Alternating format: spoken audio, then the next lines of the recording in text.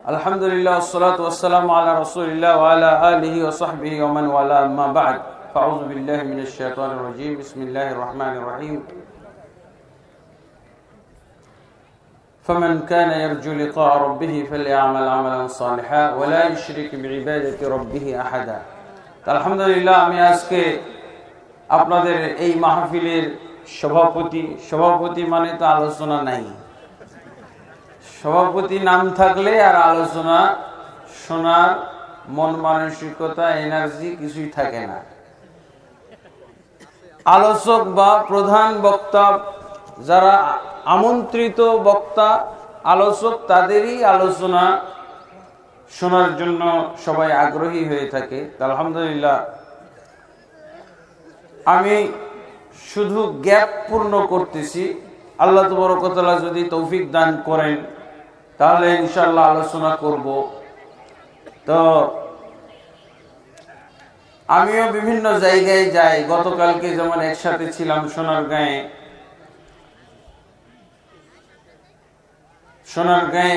কি যেন একটা জায়গার নাম, সেখানে আমরা দুজনই বক্তা ছিলাম। আমি বিভিন্ন জায়গায় সারা বাংলাদেশেই যাই, কাজী ইব্রাহিম সাহেবের সাথে আলোচনা থাকে, আব্দুর রাজ্জাক বিন ইউসুফের সাথে থাকে। মোটামুটি বাংলাদেশের যে সমস্ত সহিহ আকীদার আলেম, তাদের সকলের সাথেই একসাথে আলোচনার সুযোগ হয়। আলহামদুলিল্লাহ, তার মধ্যে বিরল একটা আমার জীবনের আলোচনা চট্টগ্রাম শহরে বাসমতি হোটেলে একটা আলোচনা হয়েছিল, সেমিনার। তো আমার আলোচনা শোনার জন্য তারা টিকিট সিস্টেম করেছে।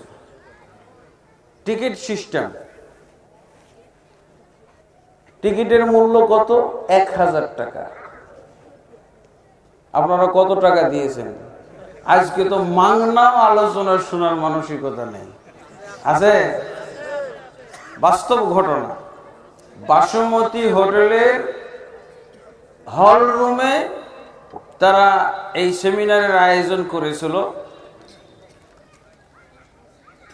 টিকিট হলো, আলোচনা যারা শুনবে তাদেরকে 1000 টাকা দিয়ে টিকিট করতে হবে। কক্সবাজারের অনেক ভাই এসে টিকিট পাই নাই, বলছে কি সিট ফ্লপ হয়ে গেছে। ওনারা ফিরে গেছেন। এই আলোচনার পর দেখলাম দ্বিতীয় দিন, 2 দিন ব্যাপী আলোচনা ছিল। দ্বিতীয় দিন আমাকে একটা গাড়িতে উঠতে বলা হলো। গাড়িতে উঠেন। কে উনি? উনিও একজন টিকিট কেটে বক্তব্য শোনার লোক। বলছেন, আপনাকে আমি চট্টগ্রাম পোর্ট দেখাবো। আপনি কি চট্টগ্রাম পোর্ট দেখেছেন? ওই যে জাহাজ, বিশাল বিশাল জাহাজ আসে যায়, মাল লোড করে আনলোড করে, বিরাট দেখার জায়গা। তো আপনি কি দেখেছেন? বলছেন, না আমি দেখি নাই। চলেন আপনাকে চট্টগ্রাম পোর্ট দেখাবো। তো গাড়িতে আমাকে সামনে বসাই দিলেন, পাশের সিটে বসিয়ে দেওয়া হলো। পরে চট্টগ্রাম পোর্টের ঢুকার সাথে সাথে যিনি গাড়ির মালিক, উনি তো পিছনে বসা। দেখি খালি স্যালুট আর স্যালুট। কিরে, আমাকে চিনে ওরা কেমন করে? আমাকে স্যালুট দিচ্ছে কেন? আসলে তো আমাকে দিচ্ছে না, গাড়িটাকে দিচ্ছে। তাহলে গাড়িটা কোন লোকের গাড়ি? টিকিট কেটে ওয়াজ শোনা, বক্তব্য শোনা এক লোকের গাড়ি। এটা পোর্ট দেখানোর পর এবার বলতেছেন, চলেন, এই যে এটা আমার আর্মি ইউনিট। মানে যেই আর্মিদের একটা ইউনিট ওই চট্টগ্রাম পোর্টটা নিয়ন্ত্রণ করে, একটা ইউনিট। উনি ওই ইউনিটের প্রধান কর্নেল হাফিজ, উনি নিয়ে গেলেন। আচ্ছা, পোর্ট দেখা শেষ, তো ইউনিটে কি দেখব? ইউনিটে যে উনি ওনার অফিসে আমাকে নিয়ে বসাইলেন, আর ক্যাপ্টেন, মেজর, ওনার আন্ডারে যারা আছে অফিসার, আর্মি অফিসার, তাদেরকে ডাকাইলেন। সবাইকে না, ক্যাপ্টেন এবং ওই মেজরদেরকে ডাকাইলেন। ডেকে এখন আমি ওয়াজ করতেছি না, উনি রিলে করতেছেন। এই যে 2 দিন যাবৎ যা শুনেছেন তার কিছু অংশ উনি ওই জায়গায় অফিসারদের সামনে রিলে করলেন। আমাকে এত ভালো লাগলো, এত মজা লাগলো, আমি সেদিন একটা শব্দ আমি বলি নাই, ওনার কথাই শুধু শুনতেছি। দেখেন, আমার ইউনিটে যত আর্মি আছে সকলকে আগামী কাল থেকে 5 ওয়াক্ত নামাজ পড়তে হবে। 5 ওয়াক্ত নামাজ পড়তে হবে। নামাজের নিয়ম শুনাইলেন, সালাত পড়ার সহি পদ্ধতি, সালাতের পূর্বে ওযু করতে হয়, এই ওযুর পদ্ধতি। তারপরে উনি নিজেই বলতেছেন যা যা শুনতেছেন, মানে এই 2 দিনের আলোচনায় পূর্ণ ইসলামটাকে তাদের কাছে তুলে ধরা হয়েছিল। ইসলামের ফিগারটাকে তুলে ধরা হয়েছিল। এই ইসলামের ফিগারটাকে যথাযথভাবে উপস্থাপন করা হয়েছিল। এই হলো, আপনি তো ইসলাম মানবেন, ইসলাম কতটুকু বোঝায়, ইসলামের বাউন্ডারি কি, ইসলামের বন্ধনী কি, কত থেকে কত পর্যন্ত ইসলাম বলা হয়, এই জিনিসটা তুলে ধরা হয়েছিল। তো উনি সালাত অংশটা সেখানে দেখলাম আমার সামনে উপস্থাপন করলেন। আলহামদুলিল্লাহ, টিকিট কেটে ওয়াজ শুনলে এর বরকত কি, পুরা ইউনিটে যেন ইসলাম কায়েম হয়ে গেল। আলহামদুলিল্লাহ, পুরা আর্মি ইউনিটে ইসলাম কায়েম হয়ে গেল। এই হলো। এখন তো আপনার টিকিট কেটে আসেননি, টিকিট কাটলে মনে হয় মূল্য হয়, তাই না? আর কাজও হয়, বরকতও দেয়। তো পুরা ইসলামের যে ফিগারটা তুলে ধরা হয়েছে, আলহামদুলিল্লাহ। ইসলামের ফিগারটা কি বলেন তো? ইসলাম কাকে বলা হয়, ইসলাম কতটুকু আপনি ইসলাম বলবেন? আমাদের তো মুখস্থ আছে, এক নিঃশ্বাসে কয়েকবার বলতে পারবেন না? কালেমা, নামাজ, রোজা, হজ, যাকাত, কালেমা, নামাজ, রোজা, হজ, যাকাত, কালেমা, নামাজ, রোজা, হজ, যাকাত। কয়টা রুকনে সীমাবদ্ধ ইসলাম? 5টা রুকনে না? 5টা রুকনে সীমাবদ্ধ। আচ্ছা, 5টা রুকন যদি আপনি মানেন, তাহলে আপনি ইসলামটাকে পেয়ে গেলেন না? আপনাকে আর কেউ বলবে যে না, আপনার ইসলামের কিছু গ্যাপ রয়ে গেছে, কিছু বাকি রয়ে গেছে, বলার কায়দা আছে?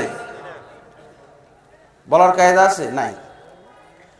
আল্লাহর রাসূল, আল্লাহ তাবারক ওয়া তাআলা জিবরিলকে পাঠালেন এবং জিবরিল আলাইহিস সালাতু ওয়াস সালাম বিশেষ ডায়ালগের মাধ্যমে ইসলামটাকে উপস্থাপন করলেন। আখবিরনি আনিল ইসলাম, ইসলাম সম্পর্কে আমাকে অবহিত করুন, বলেছেন না? তখন আল্লাহ রাসূল সাল্লাল্লাহু আলাইহি ওয়াসাল্লাম ইসলাম সম্পর্কে অবহিত করলেন।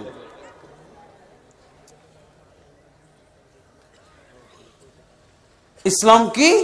আন তাশহাদা আল্লা ইলাহা ইল্লাল্লাহ ওয়া আন্না মুহাম্মাদার রাসূলুল্লাহ ওয়া তুকিমাস সালাত ওয়া তুতিয়াজ যাকাত ওয়া তাসুমা রমাদান ওয়া তাহজ্জাল বাইতা ইন ইসতাতা'তা ইলাইহি সাবিলা। তাই না? কি বললেন? কালেমা পাঠ করবেন। কালেমা কি? সাক্ষ্য দেওয়া এই মর্মে যে আল্লাহ ব্যতীত প্রকৃত কোনো মাবুদ নেই। মুহাম্মদ সাল্লাল্লাহু আলাইহি ওয়াসাল্লাম আল্লাহর রাসূল, ভালো করে বুঝবেন কিন্তু। এরপর দ্বিতীয়টা কি? সালাত কায়েম করা। তুকিমুস সালাত, সালাত কায়েম করা। তুতিয়াজ যাকাত, যাকাত কায়েম করা। ওয়া তাসুম রমাদান, রমজানের সিয়াম পালন করা।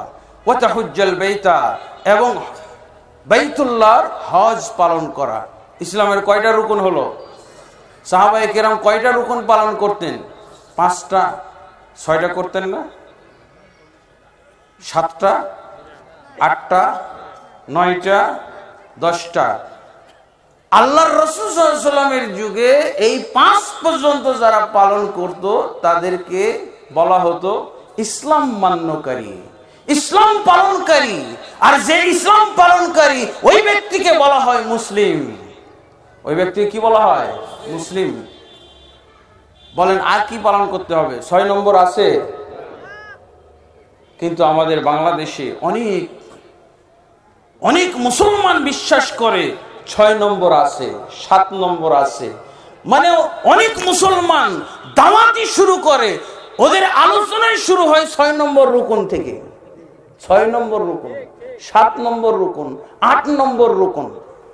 আমি যদি এই 5টা মানি তাহলে আল্লাহ আমাকে মুসলমান বলবেন, আল্লাহ আমার ভিতরে ইসলাম আছে এই সাক্ষ্য দিবেন, মুহাম্মাদের কাছে আমি সাক্ষী পাবো, আমার পক্ষে মুহাম্মদ সাল্লাল্লাহু আলাইহি ওয়াসাল্লাম সাক্ষী দিবেন তুমি মুসলমান। এই 5টার পর আর কিছু মানতে হবে আমাকে? হ্যাঁ, আর কিছু মানতে হবে। সেগুলো এই 5টা যে আপনি পালন করতেছেন, এই 5টা মানলেন, এই 5টা জিনিসকে হেফাজতও করবেন। বলা হয় না হেফাজতে ইসলাম? হ্যাঁ, সালাত হেফাজত, কালেমা হেফাজত করবেন। এগুলোকে ভালো করে বুঝে পালন করবেন আর হেফাজত করবেন। সালাত পালন করবেন, সালাত মানবেন, হেফাজত করবেন। আপনি যাকাত পালন করবেন, যাকাতকে হেফাজত করবেন। তার মানে যাকাত নষ্টকারী, সালাত নষ্টকারী, কালেমা নষ্টকারী অনেক পাপ পঙ্কিলতা আছে, সেগুলো থেকে এগুলো রক্ষা করবেন। এটাই তো। কিন্তু আমি 6 নম্বর কি? বন্ধুগণ, রাসূল সাল্লাল্লাহু আলাইহি ওয়াসাল্লামের যুগে 6 নম্বর বলতে কিছু ছিল না। ছিল রাসূল সাল্লাল্লাহু আলাইহি ওয়াসাল্লামের এই হাদিসের বলে। এই হাদিস থেকে কি আপনি উপকারিতা পেয়েছেন জানেন? এই হাদিসের দ্বারা আপনি কি উপকারিতা পেয়েছেন? ইসলামের ফিগার জানতে পেরেছেন, ইসলামের পরিমাণটা জানতে পেরেছেন। কি পরিমাণ, কি কি জিনিস, কি কি আইটেম আপনি পালন করলে ইসলাম আপনার ভিতরে আসলো, আপনি মুসলিম হয়ে গেলেন। আপনি এই জিনিসগুলো জানা গেল না? ফিগার, এটাকে বলা হয় ইসলামের ফিগার। কিন্তু আমাদের ভারতবর্ষে, বাংলাদেশে 6 নম্বর রুকুন থেকে কাজ শুরু হয়, দাওয়াত শুরু হয়। কি বলে? আপনার 5টা আপনার ভিতরে আছে, 5টা আপনি পালন করেন, এরপর আপনার খোঁজ নেওয়া হবে আপনি কি মাযহাব মানেন। বলে না? এটা কয় নম্বর রুকুন? 6 নম্বর। শুরু হলো কোথা থেকে? বাংলাদেশের ইসলাম, ভারতের ইসলাম শুরু হলো কয় নম্বর রুকুন থেকে? 6 নম্বর রুকুন থেকে শুরু হলো। আপনি কি মাযহাব মানেন? বাস্তবিক কথা না? যদি আপনি শুনে যে মাযহাব মানেন না, মুসলমানই না, লা হাওলা ওয়ালা কুওয়াতা ইল্লা বিল্লাহ। এক্সেস জিনিস ইসলামের সাথে যে সমস্ত অতিরঞ্জন, যে সমস্ত বাড়তি বাড়াবাড়ি তৈরি হয়েছে, তা আপনি ইসলামের ফিগার না বুঝলে চিহ্নিত করতে পারবেন না। ইসলামের ফিগার 5টি আইটেমের মধ্যে সীমাবদ্ধ। আবু বকরের ক্ষমতা ছিল না কোনো মাযহাব মানার। উসমান, ওমর ইবনে খাত্তাব রাদিয়াল্লাহু আনহু মাযহাব মানার কোনো উপায় ছিল না। ছিল? আল্লাহ রাসূল বলতেন না? আল্লাহ যদি এরপরও কোন 6ষ্ঠ রুকুন মানতে হতো, তো আল্লাহ রাসূল তো কত ভবিষ্যৎবাণী করেছেন, কতই ভবিষ্যৎবাণী করেছেন, করেননি? আল্লাহ রাসূল সাল্লাল্লাহু আলাইহি ওয়াসাল্লাম এরকম ভবিষ্যৎবাণী করেছেন। কি বলেছেন? লাউ যাহারা ফিকুম মূসা মা ওয়াসআহু ইল্লা ইত্তিবাই। যদি ভবিষ্যতে কোনদিন মূসা, কোন বর্ণনায় আছে ঈসা যদি দুনিয়ায় চলে আসেন, তাহলে আমি যা বললাম এটার অনুসরণ করা তাদের জন্য ফরজ। ভবিষ্যতের কথা এটা। কিন্তু এরকম তো বলতে পারলেন না ওয়াসায়াতি জামানুন তাজিদু আলা আরকানিল ইসলামিল খামসাতি ফরিদাতুন আও ফরাইদ উখরা। আল্লাহ রাসূল এরকম তো ভবিষ্যৎবাণী করেননি। দেখো, আমি আজকে তোমাদের কাছে 5টা রুকুনই বলতে পারলাম, কিন্তু অচিরেই মুসলমানদের ভিতরে আরো ফরজ জন্ম নিবে, আরো ফরজ আসবে। এই ফরজগুলো তাও তোমরা মানবে। কি? বুঝেছেন তো? এই আজকের এই সংক্ষিপ্ত আলোচনা থেকে কি বুঝতেছেন? আল্লাহর ইসলাম, রাসূলের ইসলাম, সাহাবায়ে কেরামের ইসলাম, তাবিঈগণের ইসলাম, মক্কা মদিনার ইসলাম আর আমাদের ইসলাম। বোঝা গেছে পার্থক্য? ইসলামের ফিগার চিনে নেন, ইসলামের ফিগার বুঝে নেন। বোঝা গেছে? লা হাওলা ওয়ালা কুওয়াতা ইল্লা বিল্লাহ। ব্রেনে ঢুকতেছে কিছু সত্য কথা? বিনা টিকিটে কিন্তু আপনারা শুনতেছেন, 1 পয়সাও টিকিট দেননি। এগুলো টিকিট কেটে শোনার মতো কথা না। ওয়াজ এখান থেকে, আমাদের দেশের ওয়াজও শুরু হয় 6ষ্ঠ রুকুন থেকে। ওয়াজ 6ষ্ঠ রুকুনের ওয়াজ বেশি হয়, কি বলে?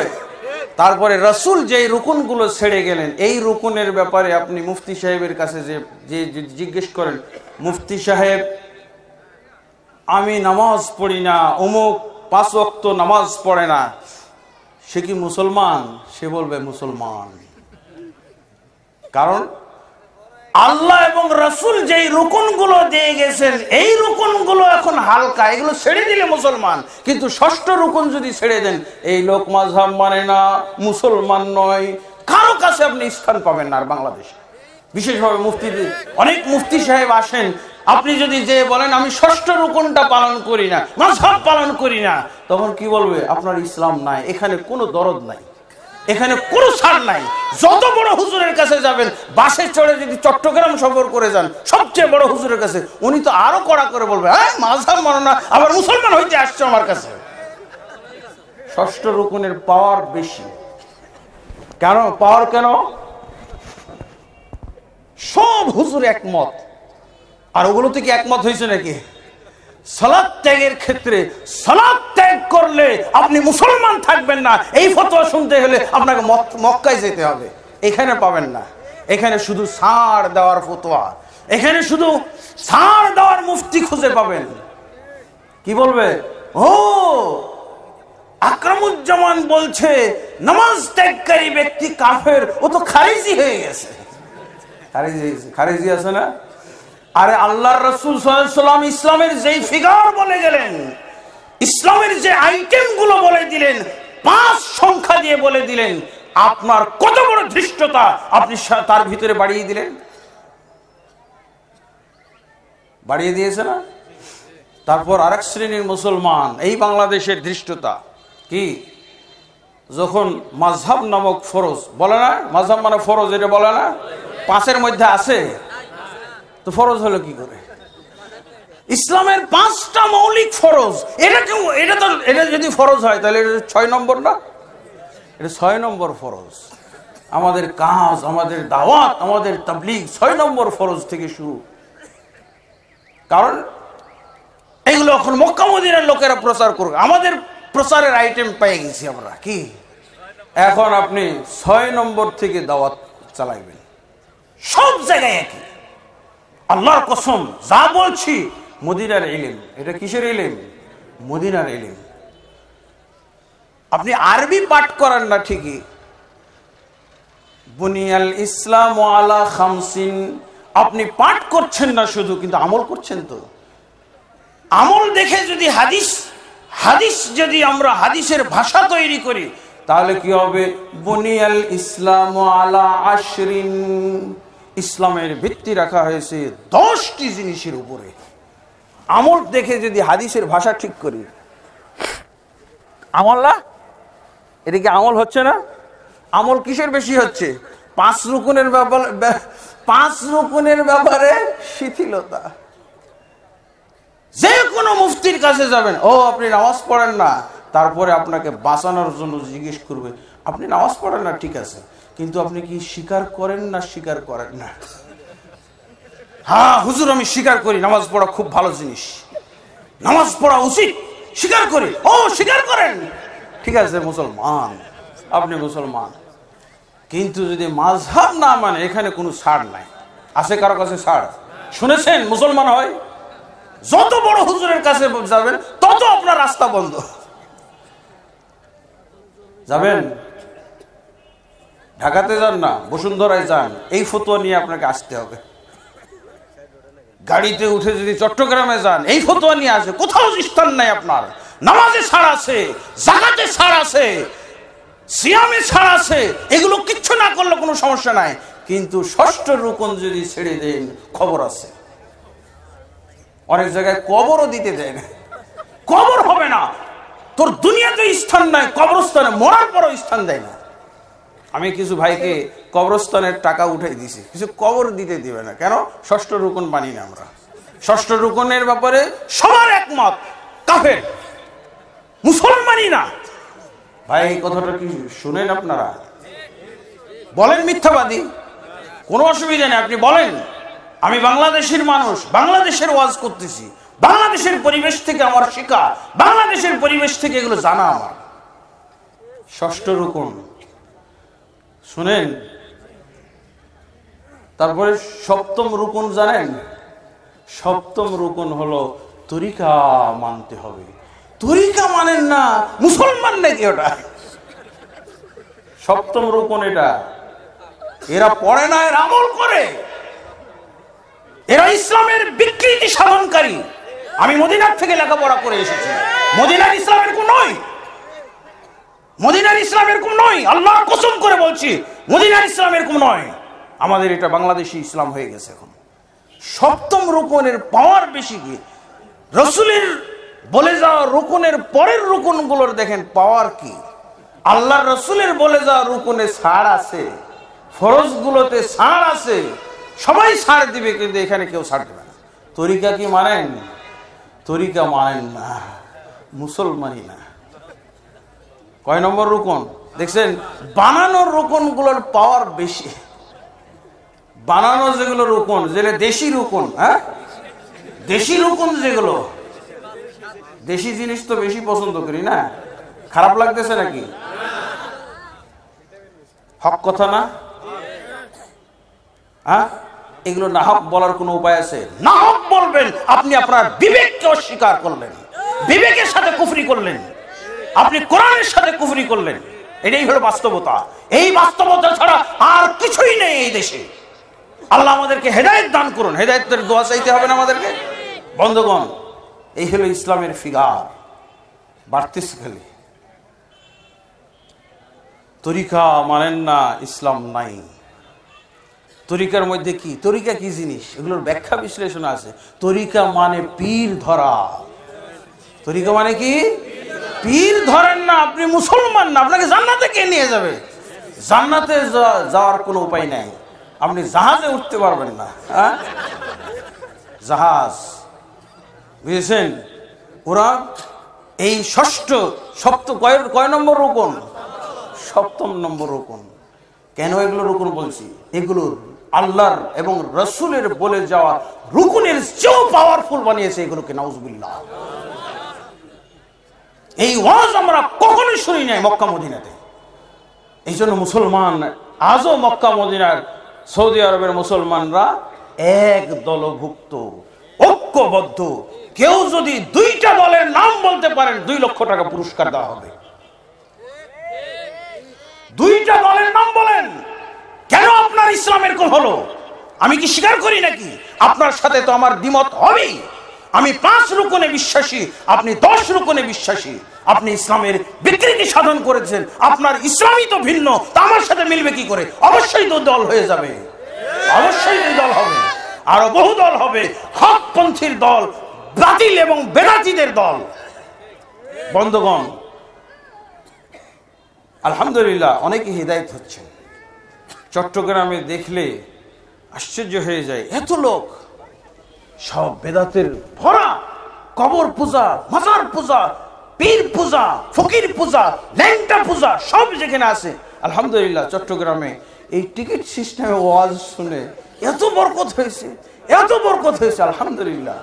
ইসলামের ফিগারটা আপনারা চিহ্নিত করতে পারবেন না? চিহ্নিত করা উচিত না?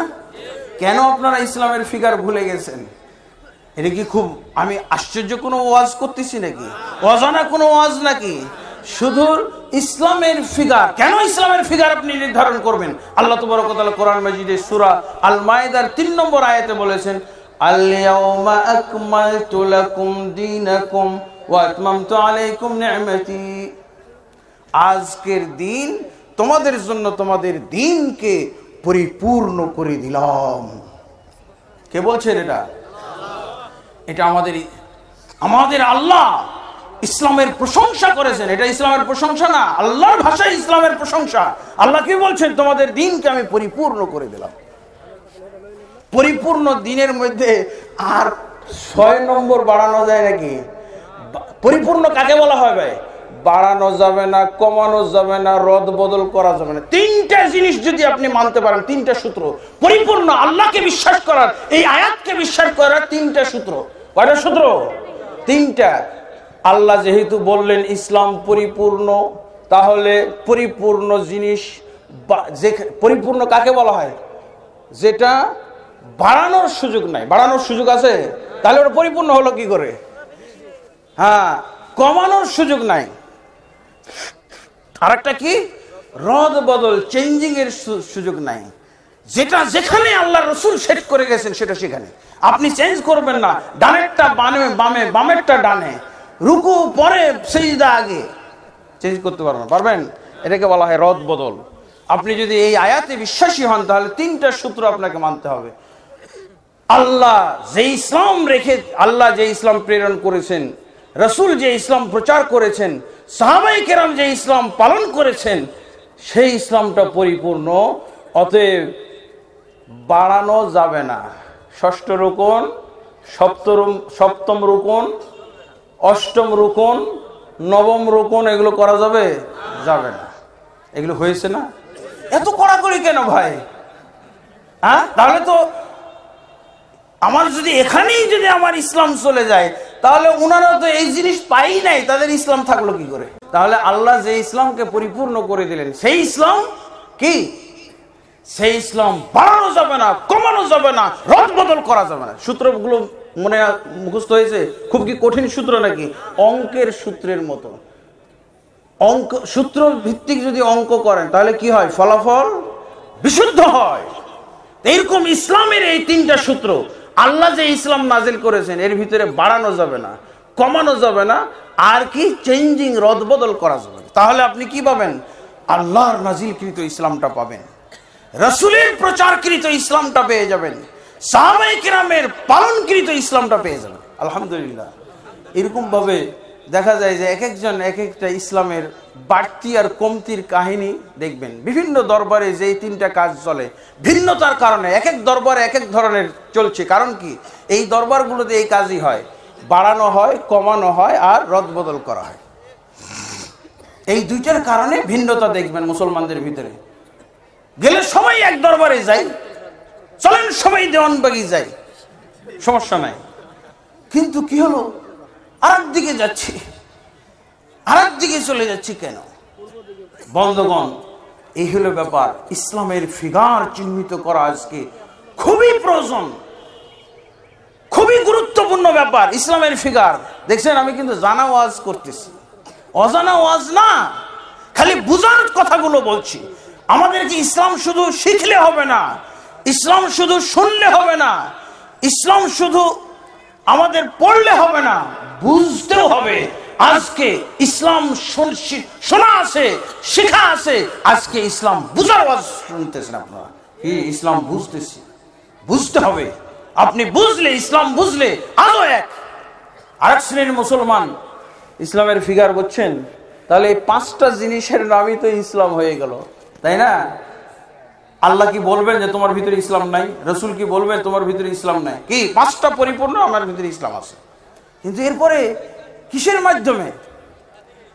দেখেন ইসলামের ফিগার। আরেক শ্রেণীর মুসলমান ইসলামের ফিগার নির্ধারণ করেছেন কি, আপনি 5টা জিনিস মানলেও কোনো লাভ নাই। কি বলবে তারা?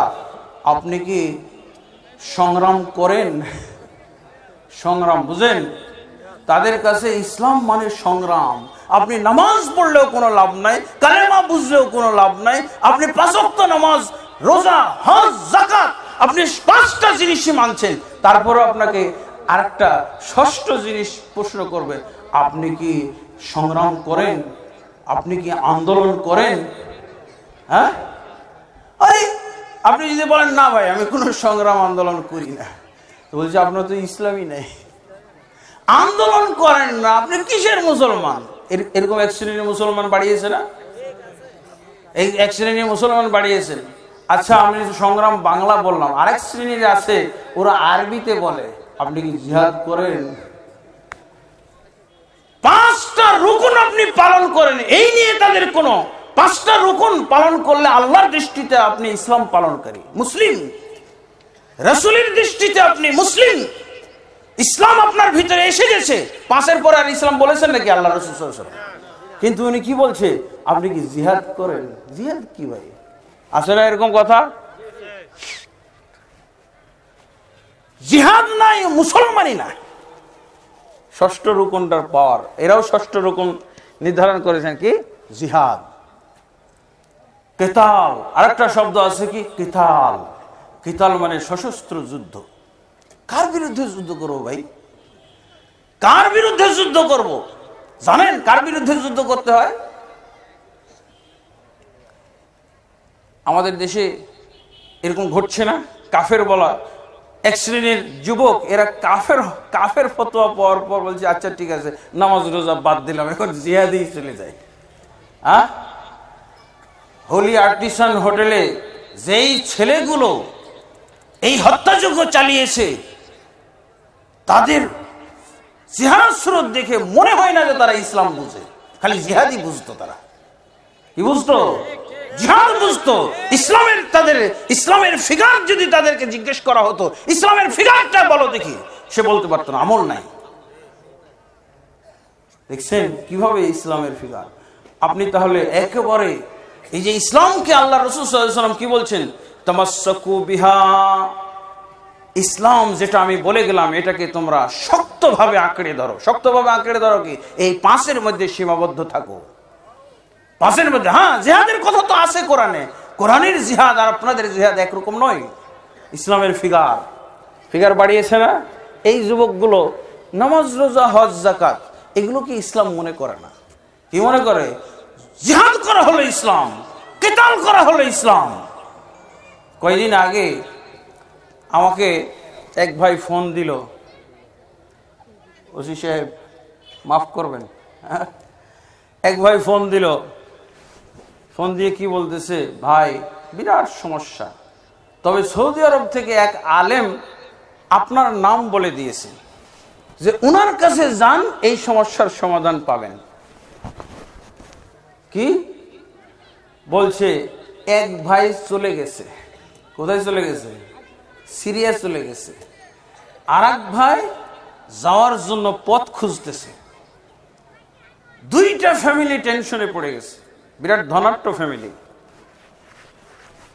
তো আমি তো ওদেরকে চিনি না, ফোন দিছে, বলছে সৌদি আরব থেকে আপনার নাম বলে দিয়েছে যে ওনার কাছে নিয়ে যান, তাহলে একে ফিরাইতে পারবেন, না হলে পারবেন না।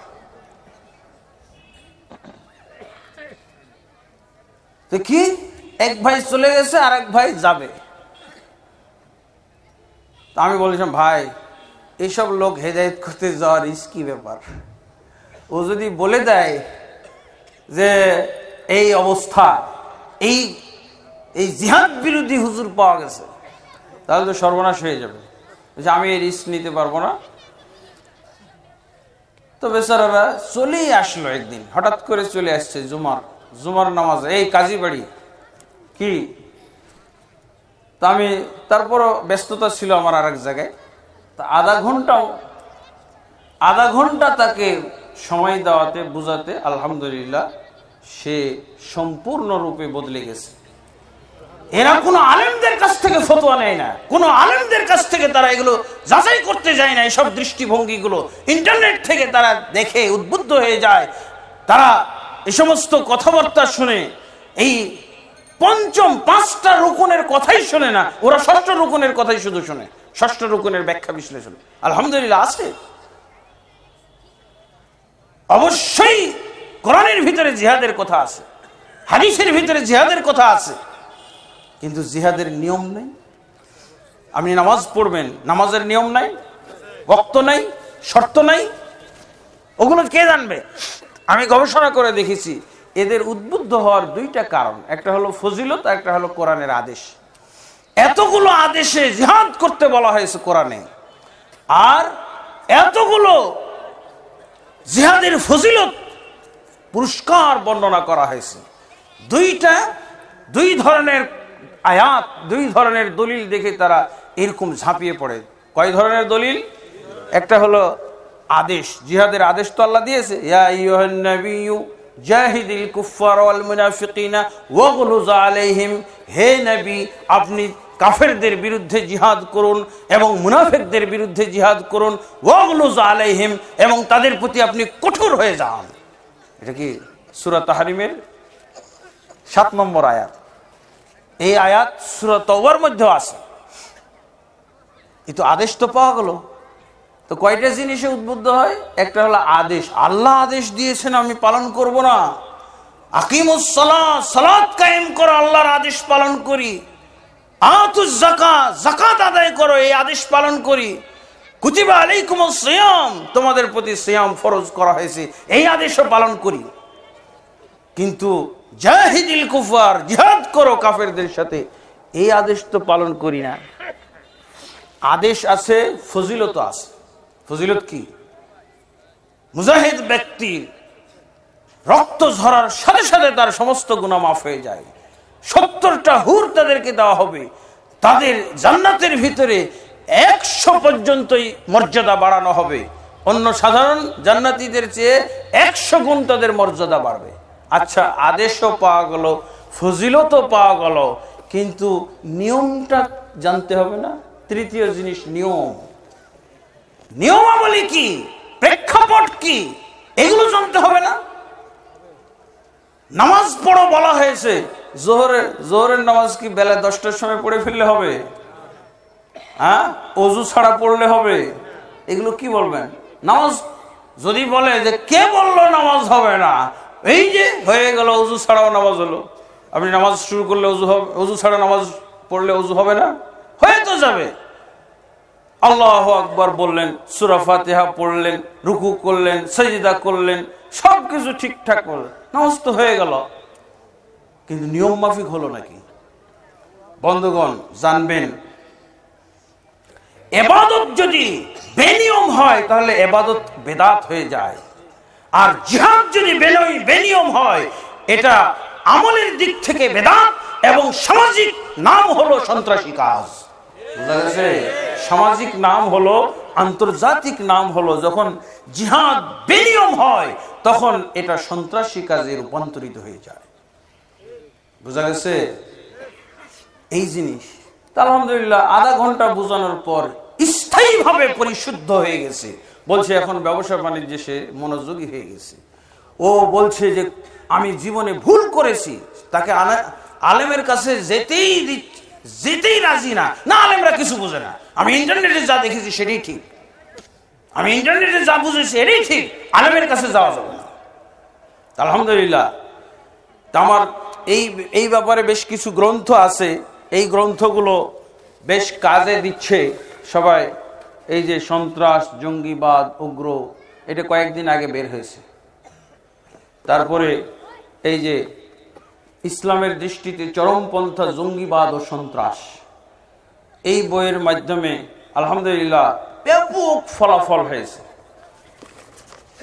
ব্যাপক ফলাফল। এই যে পেপার পত্রিকায় এসেছে, তাদের কেন্দ্রীয় নেতৃত্ব শেষ হয়ে গেছে বাংলাদেশে, জঙ্গিদের কেন্দ্রীয় কোনো নেতৃত্ব নাই। এই যে প্রথম আলোর রিপোর্ট, আমার এই বইয়ের কারণে আমি জিহাদ তুলে ধরেছি, রাসূলের জিহাদ আর আমাদের জিহাদ, যেমন রাসূলের ইসলাম আমাদের ইসলাম বলেছি না, এইরকম রাসূলের জিহাদ এবং আমাদের জিহাদ, তথাকথিত জিহাদের পার্থক্যটা কি, এগুলো তুলে ধরার কারণে হ্যাঁ আলহামদুলিল্লাহ এই বিভিন্ন পত্রিকার ভিতরে এগুলোর সম্পর্কে, আমার এই বই সম্পর্কে আলোচনা তারা অলরেডি বিভিন্ন পেপার পত্রিকায় যে উপকার যে হচ্ছে, হ্যাঁ তার ব্যাপারে এসে গেছে। তা এই হলো আমাদের ত্রুটিটা কোথায়? মৌলিক ত্রুটি না, ইসলামের ফিগার বুঝলে সব কোথায় আমরা কান দিতাম না, ইসলামের ফিগারটা জানলে আমরা কখনো এগুলোতে কান দিতাম না। বন্ধুগণ, আমরা কাউকে খুশি করার জন্য না, এই যে বইটা প্রকাশ করেছি কেউ জানতো না, এই বই আমি বাংলাদেশে লিখেছি হেদায়েতের জন্য। বিভ্রান্ত, জিহাদের নাম দিয়ে যারা বিভ্রান্ত হয় তাদেরকে হেদায়েতের জন্য আল্লাহর কসম করে তাদের প্রতি দরদি হয়ে তাদের হেদায়েতের জন্য লিখেছি যে ভাই, ইসলামের ফিগার না বোঝার কারণে এই ঘটনা ঘটেছে। আপনারা ইসলামের ফিগারটা বুঝেন, সবকিছুতে নিয়ম আছে, নিয়ম কানুন সহ। দুঃখজনক ঘটনা যে না জেনে শুনে আমাকেও এই এলাকার কিছু কিছু ভাই, তারা হয়তো স্থানীয়ভাবে পরিচিত, তারাও আমাকে জঙ্গি বানানোর জন্য ব্যস্ত। কারণ কি? ঘায়েল করার জন্য। অথচ আমার মাধ্যমে জঙ্গি দমন হয়েছে এমন ভাবে, যেটা স্বীকার করেছিল এই যে নাজমুল ইসলাম সাহেব, আগের যিনি ওসি ছিলেন এই উত্তরখান থানার, উনি আমার বাসায় গেছেন। কারণ কি? সে সময় এই বইটা তাদের ভিতরে ঢুকে যাওয়ার পর তারা নিজেরাই বইটা পড়ার পর অনেকেই ফিরে এসেছে, ব্যাপকভাবে হাজার ফিরে এসেছে। এবং কেন্দ্রীয় নেতৃত্ব শেষ হয়ে গেছে, একেবারে এই বইটা তাদের আমির পর্যন্ত পৌঁছে গেছে, তবে আমির পড়ে নাই। কি বলেছিল যে এই বই দিয়ে এই কাম হচ্ছে, তো তুমি এই বই আমাদের এই দলের ভিতরে এই বই ঢোকালো কে? হ্যাঁ, অমুক ঢোকাইলো, তাহলে তার মৃত্যুদণ্ড। যে এই বই লিখেছে তার মৃত্যুদণ্ড, পাশ করে ফেললো দলীয়ভাবে। এটা কিন্তু র্যাব 1-এর মেজর সাইফুল ইসলাম সাহেব আমাকে এই রিপোর্টটা দিয়েছেন যে আপনার বিরুদ্ধে এরকম হট লিস্ট করা হয়েছে, লিস্টে আলেমদের ভিতরে 1 নম্বরে আপনার নাম আছে, আপনাকে হত্যা করা হবে। এবং শুরা সদস্য আপনারা নাম জানেন, ওই যে রাশিদুল ইসলাম নিহত হয়েছিল ওই 6 নম্বর সেক্টর ঈদগাহ মাঠের ভিতরে, কি 2 ফেব্রুয়ারি 2010। তো উনি 5-7 জনকে হেদায়েত করার জন্য আমার এই বই নিয়ে গেছিল, এই বই পড়ে পড়ে তাদেরকে হেদায়েত করবে। হ্যাঁ, কিন্তু তারা তার হেদায়েতি বক্তব্য শুনে তাকে গুলি করেছে সাথে সাথে। এই ঘটনা তো আলোড়ন সৃষ্টি করেছে। ওর ব্যাগের মধ্যে আমার এই বই পাওয়া যায়। এবং তার স্ত্রী এইভাবে তারা জবানবন্দিতে বলে যে আকরামুজ্জামান সাহেবের মাধ্যমে হেদায়েত হয়েছিল আমার স্বামী। তারপরে এরকম যারা ইসলামের নামে জঙ্গি এবং সন্ত্রাসী কাজ করে তাদেরকে উনি হেদায়েত করে বেড়াতেন এই বই পড়িয়ে। আলহামদুলিল্লাহ এই জিনিসটা আসে। তারপরে এটা প্রমাণিত হওয়ার পর উত্তরা থানা এবং উত্তরখান থানা পুলিশ দারোগা ওসি তারা আমার বাড়িতে আসে এবং আমাকে এবং র্যাব 1 মেজর সাইফুল ইসলাম উনিও রিপোর্টটা জানান যে হ্যাঁ, উনি আসলে হুমকির মধ্যে আছে। এসপি আব্দুল বাকি সাহেব, তার সাথে পরামর্শ করলাম। আমাকে থানা থেকে বলা হলো যে আপনার বাড়ি পাহারা দেওয়ার ব্যবস্থা করা হবে। তো আমি এসপি আব্দুল বাকি সাহেবের কাছে পরামর্শ চাইলাম। উনি আহলে হাদিসের লোক। তো উনি বললেন যে ভাই, আপনার পুলিশের পাহারার দরকার নেই, আপনি যে আল্লাহর পাহারায় আছেন, আল্লাহর হেফাজতে আছেন, সে আল্লাহর হেফাজতেই থাকেন। আলহামদুলিল্লাহ, খুবই সুন্দর পরামর্শ। তো এই হলো ব্যাপার। চট্টগ্রাম বিভাগের কমান্ডার যিনি ছিলেন সন্ত্রাস গ্রুপের, উনি হেদায়েত হয়েছিলেন। আলহামদুলিল্লাহ, এইভাবে দেখা যায় বহু এই ইসলামের ফিগার, ইসলামের আসল বর্ণনা তুলে ধরতে পারলে আলহামদুলিল্লাহ ইসলামের ভিতরে যে বাড়তি জিনিস ঢুকে গেছে, এক্সেস জিনিস ঢুকে গেছে, এবং এই সমস্ত বাড়তি জিনিসের অবশ্যই একটা বিরূপ প্রতিক্রিয়া তো আছে। আপনি ভুল ব্যাখ্যায় যদি উদ্বুদ্ধ হয়ে যান তাহলে ভুল সিদ্ধান্ত হইতে পারে, ভুল ব্যাখ্যার মাধ্যমে ভুল সিদ্ধান্ত আসতে পারে। আমাকে শেষমেশ যখন এই ফলাফলগুলো বেরিয়ে আসলো তখন আমাকে বলা হলো, বিশেষভাবে এই র্যাব 1-এর মেজর সাইফুল ইসলাম সাহেব বললেন যে আপনি যাকে যাকে হেদায়েত করবেন তাদের একটা নোট, আপনার মাধ্যমে যারা হেদায়েত হয়েছে তাদের একটা নোট আমাদেরকে দিয়ে দেন, আমরা তাদেরকে আর হ্যারাসমেন্ট করব না। এতটুকু আশ্বস্ত। এবং আমার জন্য যেমন এই 2 থানা তখনকার যুগে তারা বেশ তৎপর হয়েছিল। আমি কোথাও গেলেই খোঁজ খবর রাখতো। তারপর মেজর সাইফুল ইসলাম সাহেব উনি খোঁজ খবর রাখতেন, ডিজিএফআই এর মেজর মাহবুব উনি খোঁজ খবর রাখতেন ইত্যাদি। আমি বলি নাই, ওনারা এসে বলেছেন আপনি দেশের জন্য এত বড় কাজ করেছেন, আমরা আপনার জন্য যা করার করব। আলহামদুলিল্লাহ। তো আমি ওটাই বলে দিয়েছিলাম যে আমি আল্লাহর হেফাজতেই থাকতে চাই। আলহামদুলিল্লাহ, এটা অবশ্যই ইসলামের ভিতরে সবকিছু আছে। ইসলাম তো পরিপূর্ণ। ইসলাম যে কোনো বিধান দিয়েছে, এমনকি জিহাদের বিধানের মধ্যে মঙ্গল আছে, জিহাদের বিধানের মধ্যে মানব জাতির কল্যাণ নিহিত রয়েছে। কিন্তু এই জিহাদকে যদি না বুঝে আমরা প্রয়োগ করি, তাহলে এর মাধ্যমে মানব জাতির কল্যাণ হবে না অকল্যাণ হবে? অকল্যাণ হবে। খাদ্য, লবণ যদি দেন তো সুস্বাদু হয়, বেশি দিলে কি হয়? অখাদ্য হয়ে যায়। মরিচ দিলে তো সুস্বাদু হয় খাদ্যটা, বেশি দিলে কি হয়? অখাদ্য হয়ে যায়। এই ইসলামের ভিতরে যখনই আপনি ইসলামটাকে পরিমিতভাবে জানবেন, কতটুকু ইসলামের ফিগার, কি ইসলামের চেহারা, এতটুকু যখন আপনি চিহ্নিত করে পালন করবেন, সব ঠিকঠাক মতো যথাস্থানে কাল পাত্রে ইসলাম উপকারী হবে, আপনার জন্য কল্যাণজনক হবে, শান্তি হবে, আপনার শৃঙ্খলা আসবে, সবকিছু। আলহামদুলিল্লাহ বন্ধুগণ, এই হলো তাহলে ইসলামের, দেখেন ইসলামের ফিগারটা কি হবে। আমি বলে দিয়েছি, ইসলাম যেভাবে রাসূলুল্লাহ রেখে গেছেন, যেভাবে আল্লাহ বলেছেন যে ইসলামকে পরিপূর্ণ করে দিয়েছি, এই পরিপূর্ণতা অক্ষুণ্ণ রাখতে হলে তিনটা শর্ত আপনাকে মানতে হবে। বাড়াতে পারবেন না, এক্সেস কিছু করতে পারবেন না, কমাতে পারবেন না। কমানোর কার অধিকার আছে ভাই? অধিকার আছে? তারপরে রদ বদল করতে পারবেন না, পারবেন? এই সূত্রগুলো মুখস্থ হয়েছে অঙ্কের সূত্রের মতো। অঙ্ক সূত্র মাফিক অঙ্ক করলে কি হয়?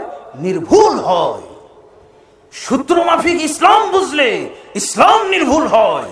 ইসলাম থেকে কখনো ইসলাম মুসলমানদেরকে ঐক্যবদ্ধ করেছিল মুসলমান, কিন্তু ইসলামকে তো ওইভাবে বুঝতে হবে যেভাবে রাসূল বুঝিয়েছেন, যেভাবে আল্লাহ বুঝিয়েছেন। দেখছেন আমাদের অবস্থাটা কি হয়েছে? এক শ্রেণীর মুসলমান, আল্লাহ রাসূল সাল্লাল্লাহু আলাইহি ওয়াসাল্লাম বলছেন, আরো দুই একটা দেখছেন সংগ্রাম, কি বলছেন? একটা তো শুনলেন জিহাদ না করলে মুসলমানই থাকে না, তার মানে ষষ্ঠ রুকনের খবর। হ্যাঁ, এটা কি ষষ্ঠ রুকন? আমি নামাজ পড়ে মুসলমান না, আমি সিয়াম পালন করে মুসলমান না, আমি যাকাত আদায় করে মুসলমান না, আর আমি কালেমা পাঠ করে মুসলমান না, কালেমা বুঝেও মুসলমান না, যতক্ষণ পর্যন্ত আমি জিহাদ আর কিতাল না করব।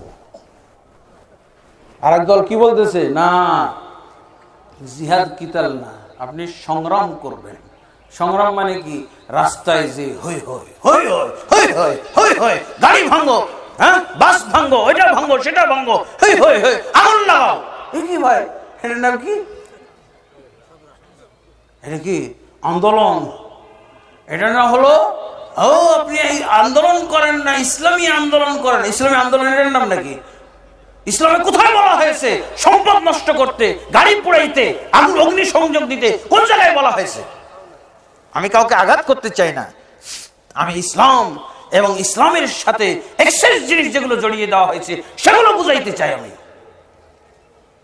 ইসলাম শান্তির ধর্ম, শান্তিপূর্ণভাবে ইসলাম কায়েম হবে।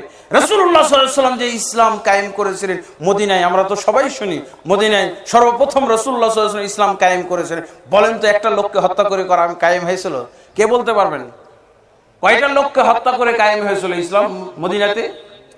মদিনাতে যে ইসলামী রাষ্ট্র কায়েম হলো, ইসলামী রাষ্ট্রের রাজধানী হলো, বলেন ইসলামী রাষ্ট্র কায়েম হলো কয়টা লোক হত্যা করার মাধ্যমে? আল্লাহর কসম, একটা ফোঁটাও রক্ত প্রবাহিত করতে হয় নাই, শুধুমাত্র দাওয়াতের মাধ্যমে, দাওয়াত এবং তাবলীগের মাধ্যমে ইসলাম কায়েম হয়েছিল মদিনায়। কেউ বলতে পারবে না। জিহাদ এসেছে পরে, দাওয়াত তাবলীগ কিন্তু সেই দাওয়াত তাবলীগ না, ফাজাইল ভিত্তিক দাওয়াত নয়, ফাজাইল ভিত্তিক দাওয়াত নয়, দালাইল ভিত্তিক দাওয়াত ছিল সেটা। কোরআন হাদিসের দাওয়াত, কিতাবের দাওয়াত নয়। বলা হয় কিতাব দিয়ে দাওয়াত, কোরআন হাদিস সরিয়ে ফেলে একটা কিতাব রেখে দেয়, একটা কিতাব বগলের নিচে, কিতাব দিয়ে দাওয়াত। কোরআন নয়, হাদিসও নয়, দালাইল ভিত্তিক দাওয়াত হতে হবে। রাসূলের দাওয়াত হলো দালাইল ভিত্তিক দাওয়াত। কিভাবে আমি বলতে পারি মক্কাতে নামাজ পড়লে 1 লক্ষ রাকাতের সওয়াব হয়, মদিনায় নামাজ পড়লে 50,000 রাকাতের সওয়াব হয়, আর মসজিদুল আকসাতে নামাজ পড়লে 25,000 রাকাতের সওয়াব হয়। আর বলতেছি কি টঙ্গীর মাঠে নামাজ পড়লে 49 কোটি রাকাতের সওয়াব হয়। তাহলে টঙ্গীর মাঠের ফজিলত বেশি না মক্কার? ভাই লাখ বেশি না 49 কোটি বেশি? দেখছেন দালাইলের ইসলাম, দালাইল, এটা কি মক্কার অবমাননা? আপনার বিবেক যদি ঠিক থেকে থাকে, আপনার মস্তিষ্ক যদি ঠিক থেকে থাকে, বিকৃত না হয়ে থাকে, কিভাবে কথা বলতে পারি? দাওয়াতে তাবলীগ নামক গ্রন্থের ৭৯ এবং ৮০ পৃষ্ঠার ভিতরে এই দাবি করা হয়েছে। কেন এত লোক আসলো এখানে? তার কারণ হলো, প্রশ্ন করা হয়েছে মক্কা মদিনা থেকেও লোক আসে এখানে কেন? বলতেছে এই কারণে আসতে হয় মক্কা মদিনার লোকদেরকে, যে ওদের মক্কাতে 1 রাকাত পড়লে 1 লক্ষ রাকাতের সওয়াব পায়, মদিনাতে পড়লে 50,000 রাকাতের সওয়াব পাওয়া যায়, আর মসজিদুল আকসায় নামাজ পড়লে 25,000 রাকাতের সওয়াব পায়। ওই মিসকিনের দল এর চেয়ে বেশি সওয়াব নেওয়ার জন্য টঙ্গীর মাঠে আসে। তার কারণ টঙ্গীর মাঠে হলো 49 কোটি রাকাতের সওয়াব হয়। কার বেশি মর্যাদা, মক্কার না টঙ্গীর মাঠে? বন্ধুগণ, বলছিলাম ইসলামকে তার অবস্থায় রাখুন, ইসলামকে রাসূলের ব্যাখ্যা বিশ্লেষণের ভিতরে সীমাবদ্ধ রাখুন। আপনি যে সংযোজন করলেন, এতে করে মক্কার কি অবমাননা হয়ে গেল না? মক্কার অবমাননা হলো না? আমার প্রতিবেশী প্রতি বছর বলতো হজে যাব, হজে যাব, আর বলে না হজে যাব। কারণ 3-4 বছর যাবত বলেছে হজে যাব, হজে যাব। যখন এই মাঠের সন্ধান পেয়ে গেছে বলছে আর যাব না। যাবে আর আর আর মুখেও আনে না হজে যাব। কারণ 49 কোটি। তুলনা আছে মক্কার টঙ্গীর মাঠের সাথে? তুলনা করার উপায় আছে? এবং এই কিতাবটা, যেই কিতাবটা মক্কা মদিনার উপরে মর্যাদা দিল টঙ্গীর মাঠের, এই কিতাবটা সার্টিফাই করেছেন কে? হেফাজতে ইসলামের আমির মাওলানা আহমদ শফি সাহেব, নাউজুবিল্লাহ। হাদাহুল্লাহু ওয়াসলাহু ওয়া কাওয়ামাহু ওয়া আদালাহু ওয়া ফাহামাহু হাক্কাল ফাহম, ফাহমাল ইসলাম হাক্কাল ফাহম, আল্লাহুম্মা আমিন। আর কে করেছে? মাওলানা মহিউদ্দিন খান, মাশিক মদিনা। আর কে করেছে? মুফতি আমিনী সাহেব। আর কে করেছে? মুফতি গাজী, পটিয়া মাদ্রাসার সাবেক মুহতামিম। ইন্না লিল্লাহি ওয়া ইন্না ইলাইহি রাজিউন। যেন সর্বসম্মতিক্রমে সম্মিলিতভাবে আল্লাহর ইসলাম, রাসূলের ইসলামকে বিকৃত করার একটা মহড়া শুরু হয়ে গেছে এবং অবমাননার জন্য একটা মহড়া শুরু হয়ে গেছে। নাউযুবিল্লাহি মিন যালিক। বন্ধুগণ, বুঝতে হবে, এই জন্য ইসলামের ফিগারটা জেনে নিন। ইসলাম আল্লাহ যা নাজিল করেছেন, ইসলাম রাসূল যা প্রচার করেছিলেন, ইসলাম সাহাবায়ে কেরাম যা পালন করতেন, কম নয়, বেশিও নয়, আর বিকৃতি নয়। বিকৃতি করা যাবে, বিকৃতি মানে পরিবর্তন, একটা আরেকটায়। কিরে ভাই, শুনলাম কাজী ইব্রাহিম সাহেব এসে গেছেন। আলহামদুলিল্লাহ। এইভাবে হচ্ছে। তাহলে দেখেন, আমরা কিন্তু মহিলা, এক শ্রেণীর মহিলাও কিন্তু ইসলামের ফিগার একটা নির্ধারণ করেছে। ইসলামের মহিলারা যে ইসলামের ফিগার নির্ধারণ করেছে, ঢাকা শহরের মহিলাদেরকে চিনেন আপনারা? দেখছে যে সবাই যখন ইসলামের একটা ব্যাখ্যা দিচ্ছে, যার যার মতো করে ইসলাম সাজিয়ে নিচ্ছে, এক শ্রেণীর মহিলাও ইসলামের একটা ব্যাখ্যা দিয়েছে। এক শ্রেণীর মহিলারা, মুফতি সাহেব ব্যাখ্যা দিচ্ছেন, তো মহিলাও ব্যাখ্যা দিবে। মহিলা কি বলতেছে? ইসলাম হলো নামাজের যখন আজান দেওয়া হয় মাথায় কাপড় তুলে দেওয়াই ইসলাম। নামাজও লাগবে না, নামাজও লাগবে না। মহিলাদের ইসলাম আরো সহজ।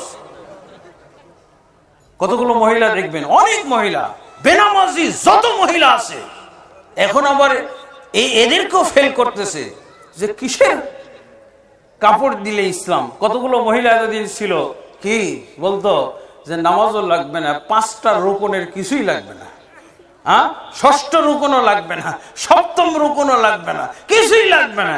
ইসলাম আরো সহজ। কি যখন আজান দেওয়া হবে তখন মাথায় কাপড় দিলেই ইসলাম, তাই না?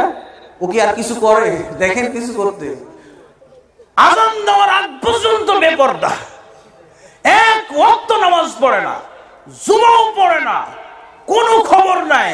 কিন্তু আজান দিলে ওকে কি কেউ বলেছে, কোন হুজুর বলছে যে মাথায় আজানের সময় মাথায় কাপড় দিলেই ইসলাম? ও আবার তাবলিগও করে, ও কিন্তু দাওয়াত তাবলিগের পিছিয়ে নেয়। আর একজনকে বলে এই আজান হচ্ছে মাথায় কাপড় দিস না কেন, তাড়াতাড়ি দে ইসলাম।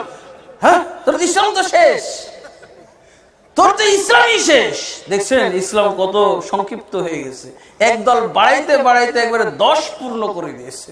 10 পূর্ণ করে নাই, আমি 10 পর্যন্ত যাই নাই, আপনারা সূত্র দিয়ে দিয়েছি, এখন বুঝেন 10 পর্যন্ত আছে, আরো বেশি আছে। হ্যাঁ, আরো বেশি আছে। বেশি আছে কি জানেন? বলছি সর্বনাশ, এত মানুষ অমুক হুজুরের দরবারে যায়, এত বড় বহর, বাঁশ, ট্রাক, টুপি, পাঞ্জাবি, পাগড়ি সব যাইতেছে। এরাই ঠিক, আমিও যাব। বুঝেছেন? সংখ্যাগরিষ্ঠতা, বহরের মহড়া, এ কোরআনও লাগে না, হাদিসও লাগে না, কিচ্ছু লাগে না, খালি বহর দেখে বুঝে ফেলেছে। এত লোক যায়, বাঁশের সাধু লোক উঠে গেছে, কোথায় যাবে? অমুক হুজুরের দরবারে। এত লোক, তাহলে ওরাই ঠিক। আগামী বছর আমিও, বুঝেছেন না? আগামী বছর কি ওর কি কোন রুকন লাগলো? কোন রুকন দিয়ে ইসলাম বুঝলো? ওখানে কয় নম্বর রুকন পালন করতে যাচ্ছে এটা দরকার আছে জানার। বহরে যোগ দিলেই হয়। হুজুর যদি এত কামেল না হতো, এত লোক যায় নাকি? এত লোক যায় নাকি? আচ্ছা, ওইটা শেষ। আর ব্যানারটা দিছে কি, ওয়াল রাইটিং দেখে পাগল হয়ে যায়, বিশ্ব আশেকে রসুল সম্মেলন। বিশ্ব আশেকে রসুল, আপনি না যেতে পারবেন, বিশ্বের সবার জায়গায় ওইটা। বিশ্ব মানে কি? বিশ্বের যত মানুষ আছে সবার যাওয়ার জায়গা ওইটাই। আপনি মিসকিন একাই পড়ে থাকবেন, আপনি নিজে নিজেই।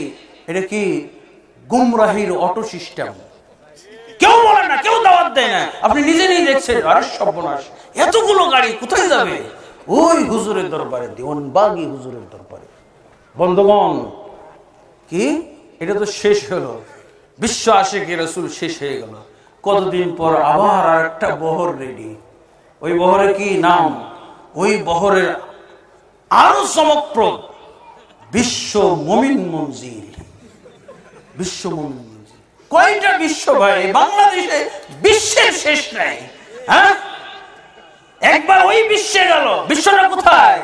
দেওয়ানবাগেই হলো বিশ্ব। আর আপনি বলতেছেন লা হাওলা।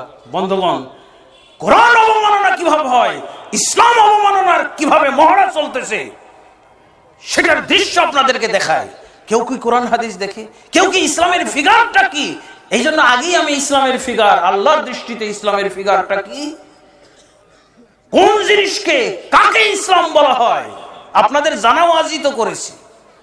কিন্তু এগুলো কি একটাও কি ইসলামের 5টা রুকন কেউ দাঁড় করে যে দেখি এদেরকে 5 রুকন দিয়ে যাচাই করে দেখি? কি দিয়ে যাচাই করে ওরা? ইসলাম বহর দেখি, এতগুলো ট্রাক, আরে ট্রাকই তো হলো 100টা, বাঁশ এত, তারপরে কি আরো কি ভাই বলেন না, যানবাহন সবই তো যায়, সবের উদ্দেশ্যে কে দেয় না। আর হুজুর বলে দেয় আপনি যে যেখানে যে অবস্থায় আছেন, আপনি মদখোর, হারামখোর যাই হন না কেন, আপনি শুধু এই বহর ধরে আসবেন, চান্দা দিয়ে যাবেন, জান্নাতের তো দায়িত্ব আমার উপরে। আপনি আপনার মতো থাকেন, আপনি আপনার কাজ করে যান, আপনি চোর চুরি করে যান, আপনি ডাকাত ডাকাতি করে যান, আপনি ছিনতাইকারী ছিনতাই করেন, আপনি সুদখোর সুদ খান, আপনি ঘুষখোর ঘুষ খান, আপনি দুর্নীতিবাজ দুর্নীতি করেন, আপনি পাক্কা বেনামাজি, আপনি বেনামাজি থাকেন, কোনো অসুবিধা নেই, খালি চান্দাটা আমাকে ঠিকভাবে দিয়ে যাবেন, চান্দাটা ঠিকভাবে দিয়ে যাবেন। বন্ধুগণ, যারা ইসলামকে এরকম অবমাননা করে তাদের মুখোশ সেভাবে উন্মোচন করে দেওয়া উচিত। আল্লাহর ইসলামের অবমাননা হয়, মুসলমান আজকে কোরআনের চিন্তাই করতে পারে না, বহরের ঠেলায় চলে যাচ্ছে কোথায়? বিশ্ব মুমিন মঞ্জিল। সব বিশ্বের মুমিনদের যাওয়ার জায়গা একটাই, আর আমি হতভাগা পড়ে থাকবো। আমিও, কেউ কি দাওয়াত দিছে? বহর দেখে পাগল হয়ে গেছে, বহরের ঠেলায় পাগল হয়ে গেছে। ওখানে কোরআন আছে, ওখানে হাদিস আছে,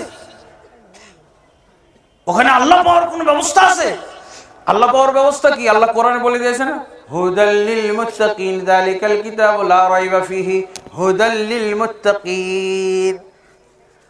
এটি হলো এমন একটি গ্রন্থ, যেই গ্রন্থটা মুত্তাকিদের জন্য পথ প্রদর্শক। কিসের পথ দেখায় ভাই? হ্যাঁ, জঙ্গলের পথ, সাগরে ডুবে মরার পথ? হ্যাঁ, কিসের পথ দেখায়? জান্নাতের পথ না? ওরা কি বলে? কেউ কেউ আবার বলে যে জান্নাত পাওয়ার জন্য যাইতেছে, আল্লাহ পাওয়ার জন্য যাইতে। আল্লাহ পাইতে হলে কোরআনে আল্লাহ কি বলছে? যালিকাল কিতাবু লা রাইবা ফিহি। এটি এমন একটা গ্রন্থ, এখানে এই গ্রন্থটি এমন একটি গ্রন্থ মুত্তাকিদের জন্য পথ প্রদর্শক। কিসের পথ প্রদর্শক? জান্নাতের পথ প্রদর্শক। আপনি বাড়িতে বসে এই কোরআন পড়েন, কোরআন বুঝেন, আমল করেন। এই তো মুসলমানের দশাটা এরকমই না? খালি বহর দেখে ইসলাম মাপি আমরা, তাই না? কিসের ইসলামের ফিগার? আর এক দল মনে করতেছে বাবা বরিশালের দিকে এত দূর, তারপরও বিশাল বহর চলে যাচ্ছে। আরে সর্বনাশ, আমি গেছি চরমোনা এলাকায়, সেই নদী পার হয়ে স্পিড বোটে গেছি অনেক দূর। হ্যাঁ, স্পিড বোটে, ওখানে হাজার হাজার মানুষ, লাখ লাখ মানুষ, পুরা রাস্তায় জ্যাম লেগে যায়, যাইতেই পারবেন না আপনি সময় মতো, যদি মাহফিলটা ভেঙে যায়। কি এত কি জন্য ওখানে গেছে? বন্ধুগণ, বহর দেখেই সিদ্ধান্ত নিচ্ছে ওখানে যেতেই হবে। তার কারণ আগে তো 7ম নম্বর রুকুনে বলা হয়েছে না, 7ম নম্বর ইসলামের রুকুন কি? যে পীর না ধরলে জান্নাতে যাওয়া যাবে না, মুসলমান থাকবে না, মুসলমান হওয়ার জন্য চলে যাচ্ছে, বলেছে না? এটা কি 7ম রুকুন না? 5ম রুকুনের মধ্যে নাই আছে? হ্যাঁ, এই জন্য 6ষ্ঠ রুকুন। বন্ধুগণ, আমরা মদিনার থেকে ইসলাম শিখেছি, ওই পরিমাণ ইসলাম বলি যেই পরিমাণ রাসূলুল্লাহ সাল্লাল্লাহু আলাইহি ওয়াসাল্লাম মদিনাতে ইসলাম রেখে গেছেন। কম নয়, বেশিও নয়, আর রদ বদল পরিবর্তন নয়, হুবহু। এটা কি অপরাধ? সেই ইসলামটাকে তুলে ধরার আজকে লোক নাই, যার জন্য আজকে মুসলমান এত দিশাহারা। আর একটা দেখবেন আপনি, বহর চলে যাচ্ছে, সেই বহরের ভিতরে মানুষ আছে, টুপিওয়ালা, পাঞ্জাবিওয়ালা, আবার দেখা যায় গরু আছে, ছাগলও আছে, উট আছে। ওই যে সর্বনাশ, এদিকে এত মানুষ, হ্যাঁ, মানুষ যাচ্ছে, আবার গরু ছাগলও যাইতেছে। আমিও আগামী বছর, আছে না এরকম? ওর কোরআন, ও কি ইসলামের রুকুন দেখলো? ইসলামের ফিগার হলো 5টি, অথচ এগুলো একটাও লক্ষ্য করে না। কে লক্ষ্য করে? এত বড় বহর, যেই বহরে পশু পর্যন্ত যোগদান করেছে, যোগদান করে না। বন্ধুগণ, বড় দুঃখের বিষয়, কঠিন ব্যাপার। তাহলে এবার আপনি ইসলামের রুকুনটাকে কিভাবে বুঝবেন? ইসলাম হলো পরিমিত। সূত্র হলো কি? সূরা আল মায়েদা। সূরা আল মায়েদার কয় নম্বর আয়াতে পাওয়া গেছে? আল-ইয়াওমা আকমালতু লাকুম দীনাকুম, আজকের দিন তোমাদের জন্য তোমাদের দ্বীনকে পরিপূর্ণ করে দেওয়া হলো। আল্লাহ পরিপূর্ণ করে দিয়েছেন, তাহলে আর 10 পর্যন্ত যাওয়ার কায়দা আছে? কিন্তু গেছে মুসলমান। এমনকি এরকমও মাপকাঠি, জোরে আল্লাহ, এই হুজুরেরা এমন পোশাক পরে মনে হয়েছে ফেরেশতা, আছে না? পোশাকের বহর, সবুজ পাগড়ি, জুব্বা, সাদা জুব্বা, সব একই রকমের পোশাক, দেখলে মনে হয় কি আসমান থেকে ফেরেশতা নাজিল হয়েছে। আপনার আর ইসলাম দেখার দরকার নেই, 5টি রুকুন মিলানোর দরকার নেই, এই লোকগুলোই তো দেখে পছন্দ হয়ে যেতেছে। আছে আছে এরকম লোক, চেহারা সুরত দেখে মনে হবে যে সব আসমান থেকে ফেরেশতা নাজিল হয়ে আসছে, কিন্তু কোরআন সুন্নাহর সাথে কোনো মিল পাবেন না, কোনো মিল নাই এদের। অথচ মানুষ দৌড়ে যায়, আর এই সুন্নতি পোশাক। সুন্নতি পোশাক আবার কি? সুন্নতি কোনো পোশাক আছে? এই যে লম্বা জামা পরেছি, আমি একদিন শর্ট পাঞ্জাবি পরে বাজারের মসজিদে নামাজ পড়াইছি। বাজারের লোকেরা চিনে যে উনি মদিনায় লেখাপড়া করেছেন, এই জন্য আসরের টাইমে গেছি, ওনারা আমাকে ইমামতি দিয়ে দিছে। তো দুইটা সমস্যা ঘটে গেছে। আমি আসলে বাসায় মেহমান এসেছে, মেহমানের আপ্যায়নের জন্য কিছু বাজার সহায়তা করতে গেছি, উপস্থিত দিয়ে আর কি আসরের টাইম হয়ে গেছে। তা আমি তো কোনটা পাঞ্জাবি পরে গেছি এটাও ঠিক ঠিকানা নাই, একটা আলনা থেকে নিয়ে চলে গেছি। তো ওনারা আমাকে মসজিদে আগিয়ে দিয়েছে, মুসল্লা ইমামতির জায়গায় ঠেলে দিয়েছে।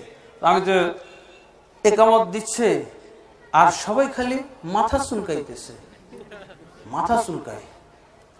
তারপরে আমার পিছনে আবার এক পীর সাহেব মুক্তাদি, আল্লাহ জানে পীর সাহেব থাকতে আমাকে দিল কেন। হ্যাঁ, তারাই হয়তো চিনে পীর সাহেব কোন মানের পীর সাহেব, কতটুকু ইলম কালামওয়ালা। কিন্তু আমার প্রতি শ্রদ্ধাশীল হয়েছে তারা, কি যে উনি মদিনায় লেখাপড়া করেন। মদিনায় লেখাপড়া শেষ হয়েছে বা হবে, ছুটির ভিতরে ছিলাম। তো সবাই মাথা চুলকায়। তো আমি বুঝে ফেলেছি। আমি তখন পকেটে হাত দিছি, দেখছি সর্বনাশ, টুপি নাই, এই জন্য সবাই মাথা চুলকায়। মানে আমাকে বুঝাই দিতেছে যে ইমামতি করবে, এমনি তো নামাজই হয় না, তারপরে ইমামতি করবে কি করে টুপি দিয়ে? টুপি ছাড়া ইমামতি হয় কি করে? সবাই মাথা চুলকাই দিচ্ছে। আমি বুঝে ফেলেছি। তো আমি পকেটে একটু হাত দিয়ে বুঝে ফেলেছি টুপি নাই। টুপি তো আর মাথায়ও দিতে পারবো না, আমার তো টুপি নাই। আমি বললাম যে দেখেন, টুপি ছাড়া নামাজ হয়, টুপি ছাড়া ইমামতিও করা যায়, ইমামতি করা যায়। আমি এইটাই আপনাদেরকে আজকে প্রমাণ করাবো, বুঝেছেন? তারপরে যাই হোক, নামাজ তো পড়িয়ে দিলাম, সবাই পড়লো। কিন্তু পীর সাহেবের সহ্য হলো না, কারণ পীর সাহেবের হলো লম্বা পাঞ্জাবি, ওই যে জুব্বা আছে না সৌদি আরবের। আমরা সৌদি আরবে লেখাপড়া করেছি, বড় এইরকম জুব্বা, বড় জামা পরে অভ্যস্ত ওখানে। কিন্তু আমরা তো এই বড় জামাকে ইসলামী পোশাক বলি না, সুন্নতি পোশাক বলি না। তো এটা হলো আঞ্চলিক পোশাক। ওই সৌদি আরবের লোকদের এটা আঞ্চলিক পোশাক, যেমন ভারতবর্ষের আঞ্চলিক পোশাক হলো পায়জামা পাঞ্জাবি, তাই না? ওরা ওদের এটা ইসলামী পোশাক। বা জানেন ওই দেশের ফাসিক ফাজের লোকেরা, মদখোর গাঁজাখোরেরা কি পরে জানেন? এই পোশাক কি পরে। কিন্তু দিনদার আর সবারই একই পোশাক, লম্বা পোশাক। আর ওই যে লাল রুমাল লাগাই দেয়, ও ফাসিক ফাজের লোকও ওই একটাই পরে। আলেমেরও পোশাক এটাই, আর ফাসিক ফাজের লোকেরও পোশাক এটাই। কি পরে? ওই লম্বা জামা পরে। তো যাই হোক, উনি তো পীর সাহেবের আর সহ্য হলো না। অনেকে তো বললাম না যে পোশাকের ইসলাম, আপনার আরকানুল ইসলাম নাই, পোশাকুল ইসলাম। ইসলামের পোশাক নিয়ে, পোশাক দিয়ে মাপে এই লোকটা মুসলমান না কাফের, এই লোকটা ইসলামের মধ্যে আছে না নাই, কি দিয়ে মাপে? পোশাক দিয়ে। ডাক্তার জাকির নায়েক কাফের, কেন? টাই লাগাই দিছে কেন? কে বলছে? ফতোয়া দিছে কে? হুজুর, মুফতি সাহেব। বন্ধুগণ, এই হলো মুফতি সাহেব, তো সহ্য করতে পারলেন না। তা আমি বললাম যে দেখেন, বলছে সুন্নতি পোশাক পরতে হয় আলেমদেরকে। আমি বললাম ভাই, সুন্নতি পোশাক আবার কি জিনিস? আপনি জানেন ইন্দোনেশিয়া এবং মালয়েশিয়ার ছাত্ররা, মালয়েশিয়ার দিনদার লোকেরা, আলেমরা কি পোশাক পরে? পায়জামা আর শার্ট পরে, পায়জামা আর শার্ট পরে। আবার অনেকেই নেতাদের পোশাক হলো ওই পায়জামা বা এর প্যান্ট আর শার্ট পরবে, তার উপরে আবার লুঙ্গি পরে ফেলবে। এটা হলো রাজকীয় পোশাক, লুঙ্গি পরে নেবে। প্যান্ট শার্ট পরার পর একটা লুঙ্গি উপর দিয়ে বেঁধে নিয়েছে। আপনি কি বলেন? এটা পাগল। তো বলছে ওই দেশের আলেমদের পোশাক কি জানেন? পায়জামা আর শার্ট, এই লম্বা পাঞ্জাবি না। পীর সাহেব হুজুর কি বলছে? হুজুর ওরা কি মুসলমান না? আরে মুসলমান তো বটে, আলেম তারা, আলেমদের পোশাক এটা। তারপরে বললাম যে হুজুর সুন্নতি পোশাক আবার কি জিনিস? সুন্নতি পোশাক বলতে কিছু নাই, বরং আপনি সুন্নাত মেনটেন করে পোশাক বানাবেন, ওইটাই সুন্নতি পোশাক। সুন্নাত মেনটেন করবেন। সুন্নতি পোশাক বলতে কিছু নাই, পোশাকে সুন্নাত কায়েম করবেন, এইটা আছে। আপনি যারা ওই যে বড় লম্বা পাঞ্জাবি পরে সৌদি আরবে, যারা টাকনার নিচে কাপড় পরে, ওইটা কি সুন্নতি পোশাক? ওটা কি? ওটা অনিসলামী পোশাক। অনিসলামী পোশাক। এই লম্বা জামা পরেছে কিন্তু টাকনার নিচে পড়েছে, তাহলে ওটা আর ইসলামী পোশাক থাকলো না, এটা হলো অনিসলামী পোশাক। আপনি পায়জামা পরেন আর প্যান্ট পরেন, এই পায়জামা প্যান্টটা আপনি টাকনার উপরে পরবেন, এটি হলো সুন্নতি পোশাক। এটাকে ঢিল পরবেন, ঢিল ঢাল হবে, টাইট ফিট যেন না হয়। ওই যে বললো না বক্তা সাহেব মুজাফফর বিন মহসিন, কি বলেছে যে কি কাপড় পরেও উলঙ্গ থাকবে।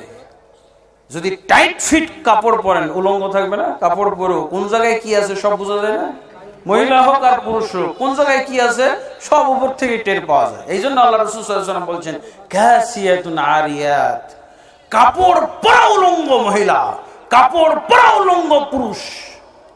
হ্যাঁ, টাইট ফিট যদি পরেন তাহলে আরেকটা কি পাতলা পরেন। টাইট ফিট হলো ইসলামী পোশাক না, ঢিল ঢাল হলে এটা ইসলামী পোশাক হয়ে গেল। ঢিল ঢাল পোশাক পরবেন, সুন্নত কায়েম করলেন। আপনি পায়জামা পরেন, প্যান্ট পরেন, কোনো সমস্যা নাই, পাঞ্জাবি পরেন, জুব্বা পরেন, যাই পরবেন সব এই নিয়ম। কিসের সুন্নতি পোশাক লম্বা? তাহলে আর আমাদের দেশে আরেকটা দুঃখজনক ঘটনা যে মক্কা মদিনার শুধু জুব্বা লম্বা জামাটাই আমাদের ভারতবর্ষের মুসলমানদের পছন্দ হয়েছে, দিনদারদের। হ্যাঁ, পাওয়া গেছে একটা ধর্মীয় পোশাক পাওয়া গেছে, আর কিচ্ছু নিবে না। কি নিবে? পোশাকটা ঠিক আছে। হ্যাঁ, সুন্নতি পোশাক না, এটা পোশাক না। প্যান্টও সুন্নতি পোশাক হইতে পারে যদি আপনি এই নিয়মগুলো মান্য করেন। নিয়ম দিয়েছে ইসলাম, আপনাকে সাইজ দেন। ইসলাম আপনাকে প্রকার বলে দেয় নাই কোন প্রকারের পোশাক পরবেন, নিয়ম বলে দিয়েছেন। এই নিয়ম মেনটেন করে যেই পোশাক পরবেন সেটাই হবে সুন্নতি পোশাক। ঠিক আছে? তাহলে এবার আসেন আরেকটা কি, পাতলা পরতে পারবেন না, পাতলা পরা যাবে না। পাতলা পরলে কি, পাতলা কাপড় যারা পরে তারা কাপড় পরে উলঙ্গ না? কাপড় পরে উলঙ্গ। আরেকটা, আরো দুইটা নিয়ম আছে। একটা হলো কাফেররা যে ধরনের পোশাক পরে সেই পোশাক যদি আপনি পরেন, কাফেরদের যদি কোনো বিধর্মী সম্প্রদায়ের যদি বিশেষ ধরনের পোশাক থাকে, যেই পোশাক দিয়ে চিনা যাবে যে এটা ওই ধর্মের লোক। ধুতি পরলে কি বলবেন? লুঙ্গি পরলে কি বোঝা যায়? কিন্তু ধুতি পরলে কি বোঝা যায় না? লুঙ্গি পরলে কি হিন্দু বোঝা যায়? হিন্দু না মুসলমান। কিন্তু ধুতি পরলে কি বোঝা যায়? আপনি মুসলমান হয়ে যদি ধুতি পরেন তো কি হবে জানেন? কাফেরের সাথে সাদৃশ্যতা পোষণ করেছেন, আপনিও হিন্দু। রাসূলুল্লাহ সাল্লাল্লাহু আলাইহি ওয়াসাল্লাম বলছেন মান তাশাব্বাহা বিকাওমিন ফাহুয়া মিনহুম, যারা কোন বিধর্মীর সাথে বিজাতির সাথে সাদৃশ্যতা পোষণ করবে। বিজাতির সাথে সাদৃশ্যতা পোষণের অর্থ বুঝেছেন? আমরা তো বুঝি না। কি টাই পরলেই কাফের হয়ে যায়? হ্যাঁ, টাই কোন ধর্মের পোশাক ভাই? মুসলমান পরে না, হিন্দুরা পরে না, বৌদ্ধরা পরে না, ইহুদিরা পরে না, খ্রিস্টানেরা পরে না। এটা কি কোনো বিশেষ জাতির পোশাক? অজ্ঞ মূর্খ মুফতি সাহেব বলছেন কি টাই পরেছো মুসলমানই না, তাই তার কোরআন হাদিস প্রচার বন্ধ থাকবে। হ্যাঁ, বন্ধ থাকবে। বোঝা গেছে? পৈতা পরাটা কার? মুসলমান। পৈতা পরলে বোঝা যায় না কে এটা? বোঝা যায়। সিঁদুর লাগাইলে কি বোঝা যায়? আপনি সিঁদুর লাগাবেন, কি বোঝা যায়? এগুলো ভালো করে চেনার। যেই পোশাক, যেই বেশ, যেই ভূষা কোন নির্দিষ্ট জাতিকে বুঝায় না, কোন কাফের সম্প্রদায়কে বুঝায় না।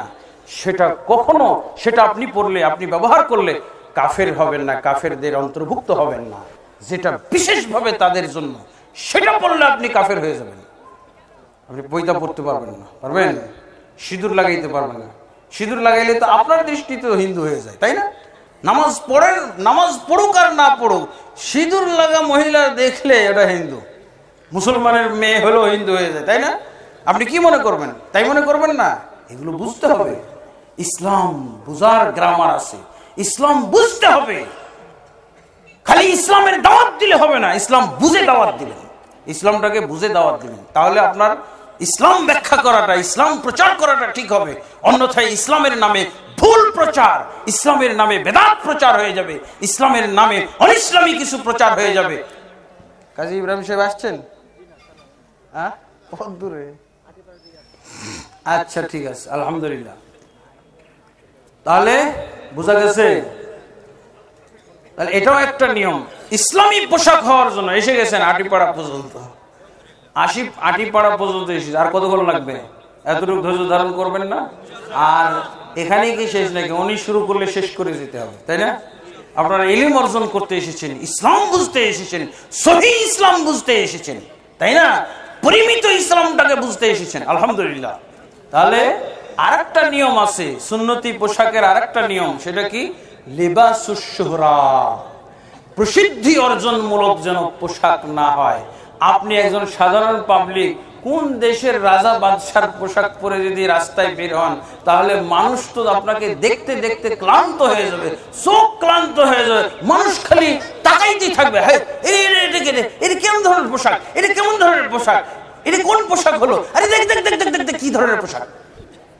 উদ্ভট একটা পোশাক, যেই পোশাক সমাজে চালু নাই, যে পোশাক চিনে না কেউ মুসলমান, হঠাৎ করে আপনি পোশাকটা পরে আত্মপ্রকাশ করেছেন, লোক সমাজে বেরিয়ে গেছেন, এখন মানুষ আপনাকে দেখে খালি ছুটাছুটি শুরু করে দিয়েছে, সবাই তাকায়, এই দেখো দেখো দেখো কেমন পোশাক।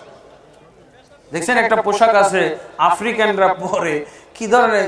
ওটা একদিক দিয়ে চাদর মনে হবে, আর একদিক দিয়ে জামা মনে হবে, দুই সাইড দিয়ে ফাঁকা, সেন্ড গেঞ্জির মতো, আর লম্বা চড়া জুব্বার মতো, কিন্তু দুই সাইডে একবারে নিচ থেকে ফাঁকা। এই পোশাক যদি, এই পোশাক এখন চালু হয় না আমাদের দেশে, এটা পড়লে কেমন লাগবে? এখান থেকে আপনি যদি চানপাড়া যান, দেখবেন ওই সাপ দেখার জন্য যেমন সব একত্র হয়ে গেছে, এই পোশাক পরিহিত লোককে দেখার জন্য ওই সাপ দেখার মতো লোক সব ছুটে আসবে, এই দেখ দেখ দেখ দেখ কি ধরনের পোশাক। না, রাসূলুল্লাহ সাল্লাল্লাহু আলাইহি ওয়াসাল্লাম আন লিবাসিশ শুহরাতি, রাসূলুল্লাহ সাল্লাল্লাহু আলাইহি ওয়াসাল্লাম প্রসিদ্ধি অর্জনমূলক উদ্ভট আজগবি অপ্রচলিত কোন পোশাক পরতে নিষেধ করেছেন। এতগুলো লোকের ব্যস্ততার কারণ হয়ে গেলেন না আপনি? একটা অপরিচিত অপ্রচলিত একটা পোশাক পরে যখন বের হলেন, সবাই আপনার দিকে তাকিয়ে থাকবে। দেখছেন ইসলাম কত সুন্দর ধর্ম, সুন্দর ধর্ম, ইহসান বলা হয়, ইসলাম হলো সুন্দর ধর্ম। বন্ধুগণ, যেটা বলছিলাম, এর সমাপ্তি টানি যেহেতু এসে যাচ্ছেন, হ্যাঁ কি কাজী ইব্রাহিম সাহেব, উনি তো অনেক বড় আলেম, তাই না? সারা বাংলাদেশে আলোড়ন সৃষ্টিকারী একজন আলেম। ফেসবুকে এবং ইন্টারনেটে আপনারা তার নাম সার্চ দিলে বের হয়ে আসে। হ্যাঁ, আলহামদুলিল্লাহ।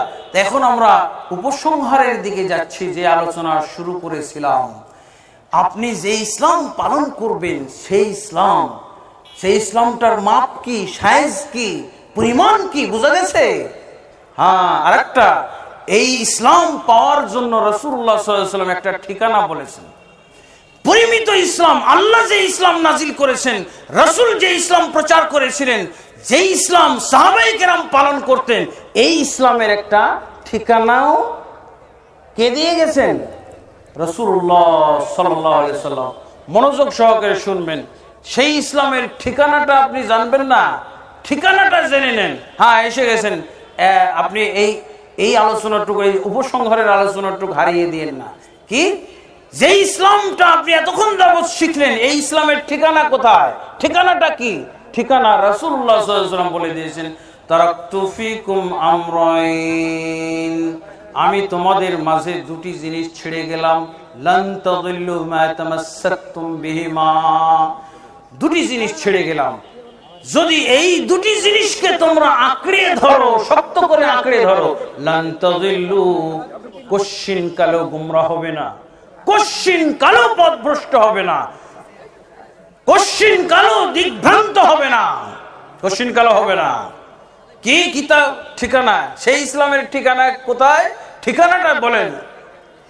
বিভিন্ন ঠিকানা, আমাদের বর্তমান যুগের ইসলামের ঠিকানা তো বিভিন্ন যায়। ইসলাম জানতে, জান্নাত পাইতে, আল্লাহ পাইতে, রাসূল পাইতে বিভিন্ন ঠিকানায় দৌড়াদৌড়ি করতেছি না? কিন্তু রাসূলুল্লাহ সাল্লাল্লাহু আলাইহি ওয়াসাল্লাম বলছেন কি? রাসূলুল্লাহ সাল্লাল্লাহু আলাইহি ওয়াসাল্লাম বলছেন, তারাকতু ফিকুম আমরাইন, তোমাদের মাঝে দুটি জিনিস ছেড়ে গেলাম, লান তাযিল্লু মা তামাসসাকতুম বিহিমা, কশিন কালো গুমরাহ হবে না, পথভ্রষ্ট হবে না, দিক বিদিক ছুটতে হবে না, দৌড়াইতে হবে না, বহর দেখে বিভ্রান্ত হতে হবে না, বহর দেখে ইসলাম চিনতে হবে না। কি দেখে চিনবেন? মা তামাসসাকতুম বিহিমা, যতক্ষণ পর্যন্ত তোমরা এই দুটি জিনিসকে আঁকড়ে ধরবে। কয়টি? দুটি কি? কিতাবুল্লাহি ওয়া সুন্নতি, আল্লাহর কিতাব আর রাসূলের সুন্নাত। এটাই তো ছিল সেই যুগে, এটাই ছিল না? এরপরে না বাড়ছে। আমরা তো আসলে ওই বাচ্চার মতো বাড়াইতে আছে। হ্যাঁ, বিয়ে হয়েছিল তখন স্বামী আর স্ত্রী দুইজন, এরপরে বছর বছর খালি সদস্য বাড়ে। আল্লাহ রাসূল ছেড়ে গেলেন দুটি, সেই ইসলামের ঠিকানা কয়টি? আর আমাদের যুগে ইসলামের ঠিকানা, ইসলামের দুটি বললেন, আর আমাদের এখানে 3টি 4টি 5টি 6টি 7টি 8টি আছে না? বুঝেছেন না? দুটি ঠিক নাই, বরং এই দুটির ব্যাপারে এখন মন্তব্য, যেহেতু দুটি ঠিক নাই, এই দুটির ব্যাপারে মন্তব্য কি বলা হচ্ছে? বড় বড় আলেমরা, আপনি বলতে সাহস পাবেন না এই ফতোয়া দিতে, বড় হুজুর ডাইরেক্ট বলে ফেলে কোরআন হাদিস মানলে বিভ্রান্ত হয়ে যাবেন। এটা কি ছোট হুজুর বলার সাহস পাবে? বড় হুজুর, বড় হুজুর। বড় হুজুর কি যেখানে সেখানে পাওয়া যায় নাকি? গাড়িতে উঠবেন, টাকা খরচ করবেন, টিকিট কাটবেন, বিমানে চড়বেন, তারপরে বড় হুজুর পাবেন। সেখানে যে কি শুনবেন? যে কোরআন এবং হাদিস যারা মানে ওরা বিভ্রান্ত, খবরদার কোরআন হাদিস পড়বেন না। আছে ফতোয়া? এই ফতোয়া কি শোনা গেছে? শোনা গেছে, কিতাবেও লেখা দেয়া আছে, কিতাবে লেখা হয়েছে, এই ফতোয়া কিতাবে লেখা হয়েছে। আর রাসূল সাল্লাল্লাহু আলাইহি ওয়াসাল্লাম বললেন কি, তোমরা এই দুটিকে আঁকড়ে ধরো, তাহলে বিভ্রান্ত হবে না। আর বর্তমান এই সফর করে যাবেন, পয়সা খরচ করে, এত বড় হুজুর, কারণ এই বড় হুজুর তো অ্যাভেলেবেল না, একেবারে সফর করে যেতে হবে। ওখানে যাওয়ার পর কি শুনবেন? বাবা কোরআন হাদিস পড়ো না, কোরআন হাদিস পড়লে বিভ্রান্ত হয়ে যাবে। বুঝা গেছে? ঠিকানা কি?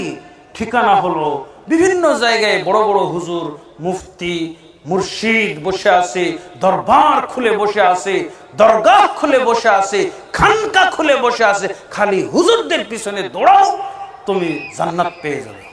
ঠিকানা ভিন্ন। রাসূল ঠিকানা দিলেন দুইটা মাত্র, কিতাবুল্লাহি ওয়া সুন্নতি, আর আমার হুজুর বিভিন্ন ঠিকানায় বসে আছে। সব কোরআন হাদিস পড়া মুসলমান কয়জন আছে বলেন তো? শুধু বহর ধরা মুসলমান। বন্ধুগণ, তাহলে বোঝা গেছে যে ইসলামের কথা আমি বলেছিলাম 5-এ সীমাবদ্ধ যে ইসলাম, সেই ইসলামের ঠিকানা হলো 2-এ সীমাবদ্ধ। দুইটা ঠিকানায় সীমাবদ্ধ। ইজমা আছে, কিয়াস আছে, কিন্তু ইজমা কিয়াস হলো এই দুইটার ভিতরেই সীমাবদ্ধ। এই দুইটার ভিতরে এই কোরআন সুন্নাহর চাকরানি এবং বাতি দাসী হলো ইজমা এবং কিয়াস। যেই ইজমা এবং কিয়াস কোরআন সুন্নাহর সেবা করবে, কোরআন এবং হাদিসের কি বলে পক্ষে সমর্থন করবে, সেই ইজমা কিয়াস আমরা সবাই মানি। আর তাহলে আমাকে 4টা বলতে হবে না, 2টা বললেই হবে, কারণ এই দুটো এর মধ্যে আছে। ইজমার কথা কোরআনে আছে না? কিয়াসের কথা কোরআনে আছে না? আলহামদুলিল্লাহ। এই জন্য কোরআন সুন্নাহ ভিত্তিক ইজমা, এতে করে ইসলামে ইজমার অর্থ হলো যেই ইজমা দিয়ে ইসলামের উপকার হয়, যেই ইজমা দিয়ে ইসলামের ক্ষতি হয়, ওই ইজমা আমাদের নয়, কোরআন সুন্নাহ সমর্থন করে না। বন্ধুগণ, আমি আর বেশি দীর্ঘ সময় নিচ্ছি না। আমি যে পর্যন্ত আলোচনা করেছি, এই আলোচনা থেকে আল্লাহ তাবারক ওয়া তাআলা আমাকে আগে উপকৃত হওয়ার তৌফিক দান করুন, এরপর আপনাদেরকেও আল্লাহ তাবারক ওয়া তাআলা উপকৃত হওয়ার তৌফিক দান করুন।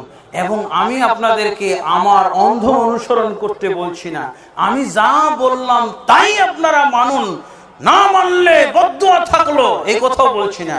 আমি যা বললাম সেটা যদি আপনার সুষ্ঠ বিবেক, সুষ্ঠ মস্তিষ্ক, সুষ্ঠ জ্ঞান, সুষ্ঠ আপনার বিচক্ষণ বুদ্ধি বিবেচনা যদি সমর্থন করে, আপনি কিছু নিজেও লেখাপড়া করুন। কারণ এই মুসলিম জাতি হলো ইকরা এবং ফালামের জাতি। এদের ভিত্তি ইকরার উপরে, পড়ো। এদের ভিত্তি হলো ফালাম, জ্ঞান অর্জন করো। আর কবরে সর্বশেষ কথা হলো কারাতু কিতাবাল্লাহ। দুনিয়াতে ইকরা, আর কবরে হবে কারাতু।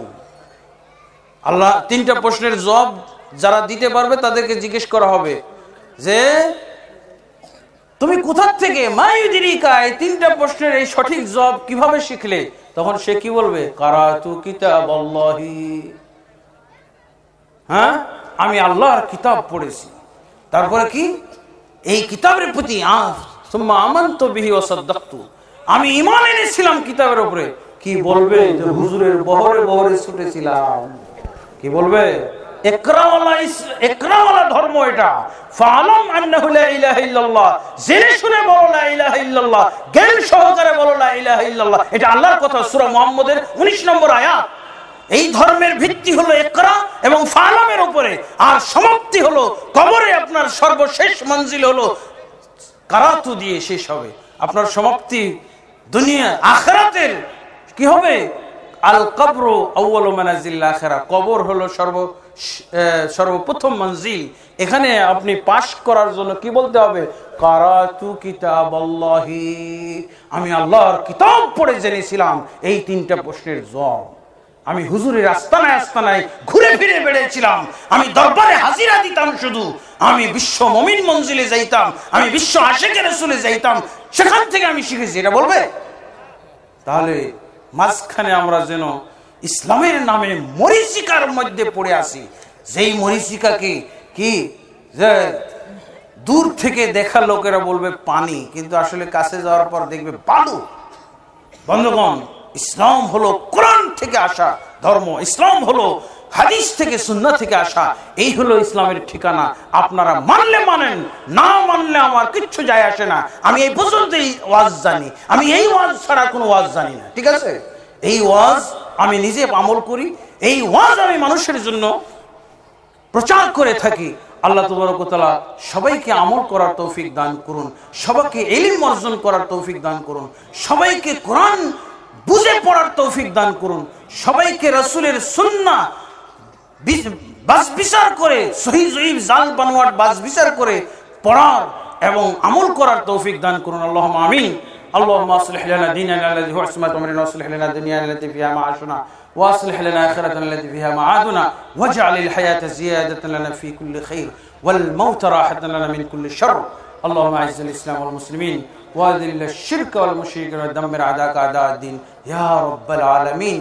اللهم أصلح ولاة وعلماء وعامة المسلمين وخذ بناصيتهم إلى صراطك المستقيم يا حي يا قيوم برحمتك نستغيث. اللهم آمين آمين آمين. سبحانك اللهم وبحمدك أشهد أن لا إله إلا أنت أستغفرك وأتوب إليك. السلام عليكم ورحمة الله وبركاته.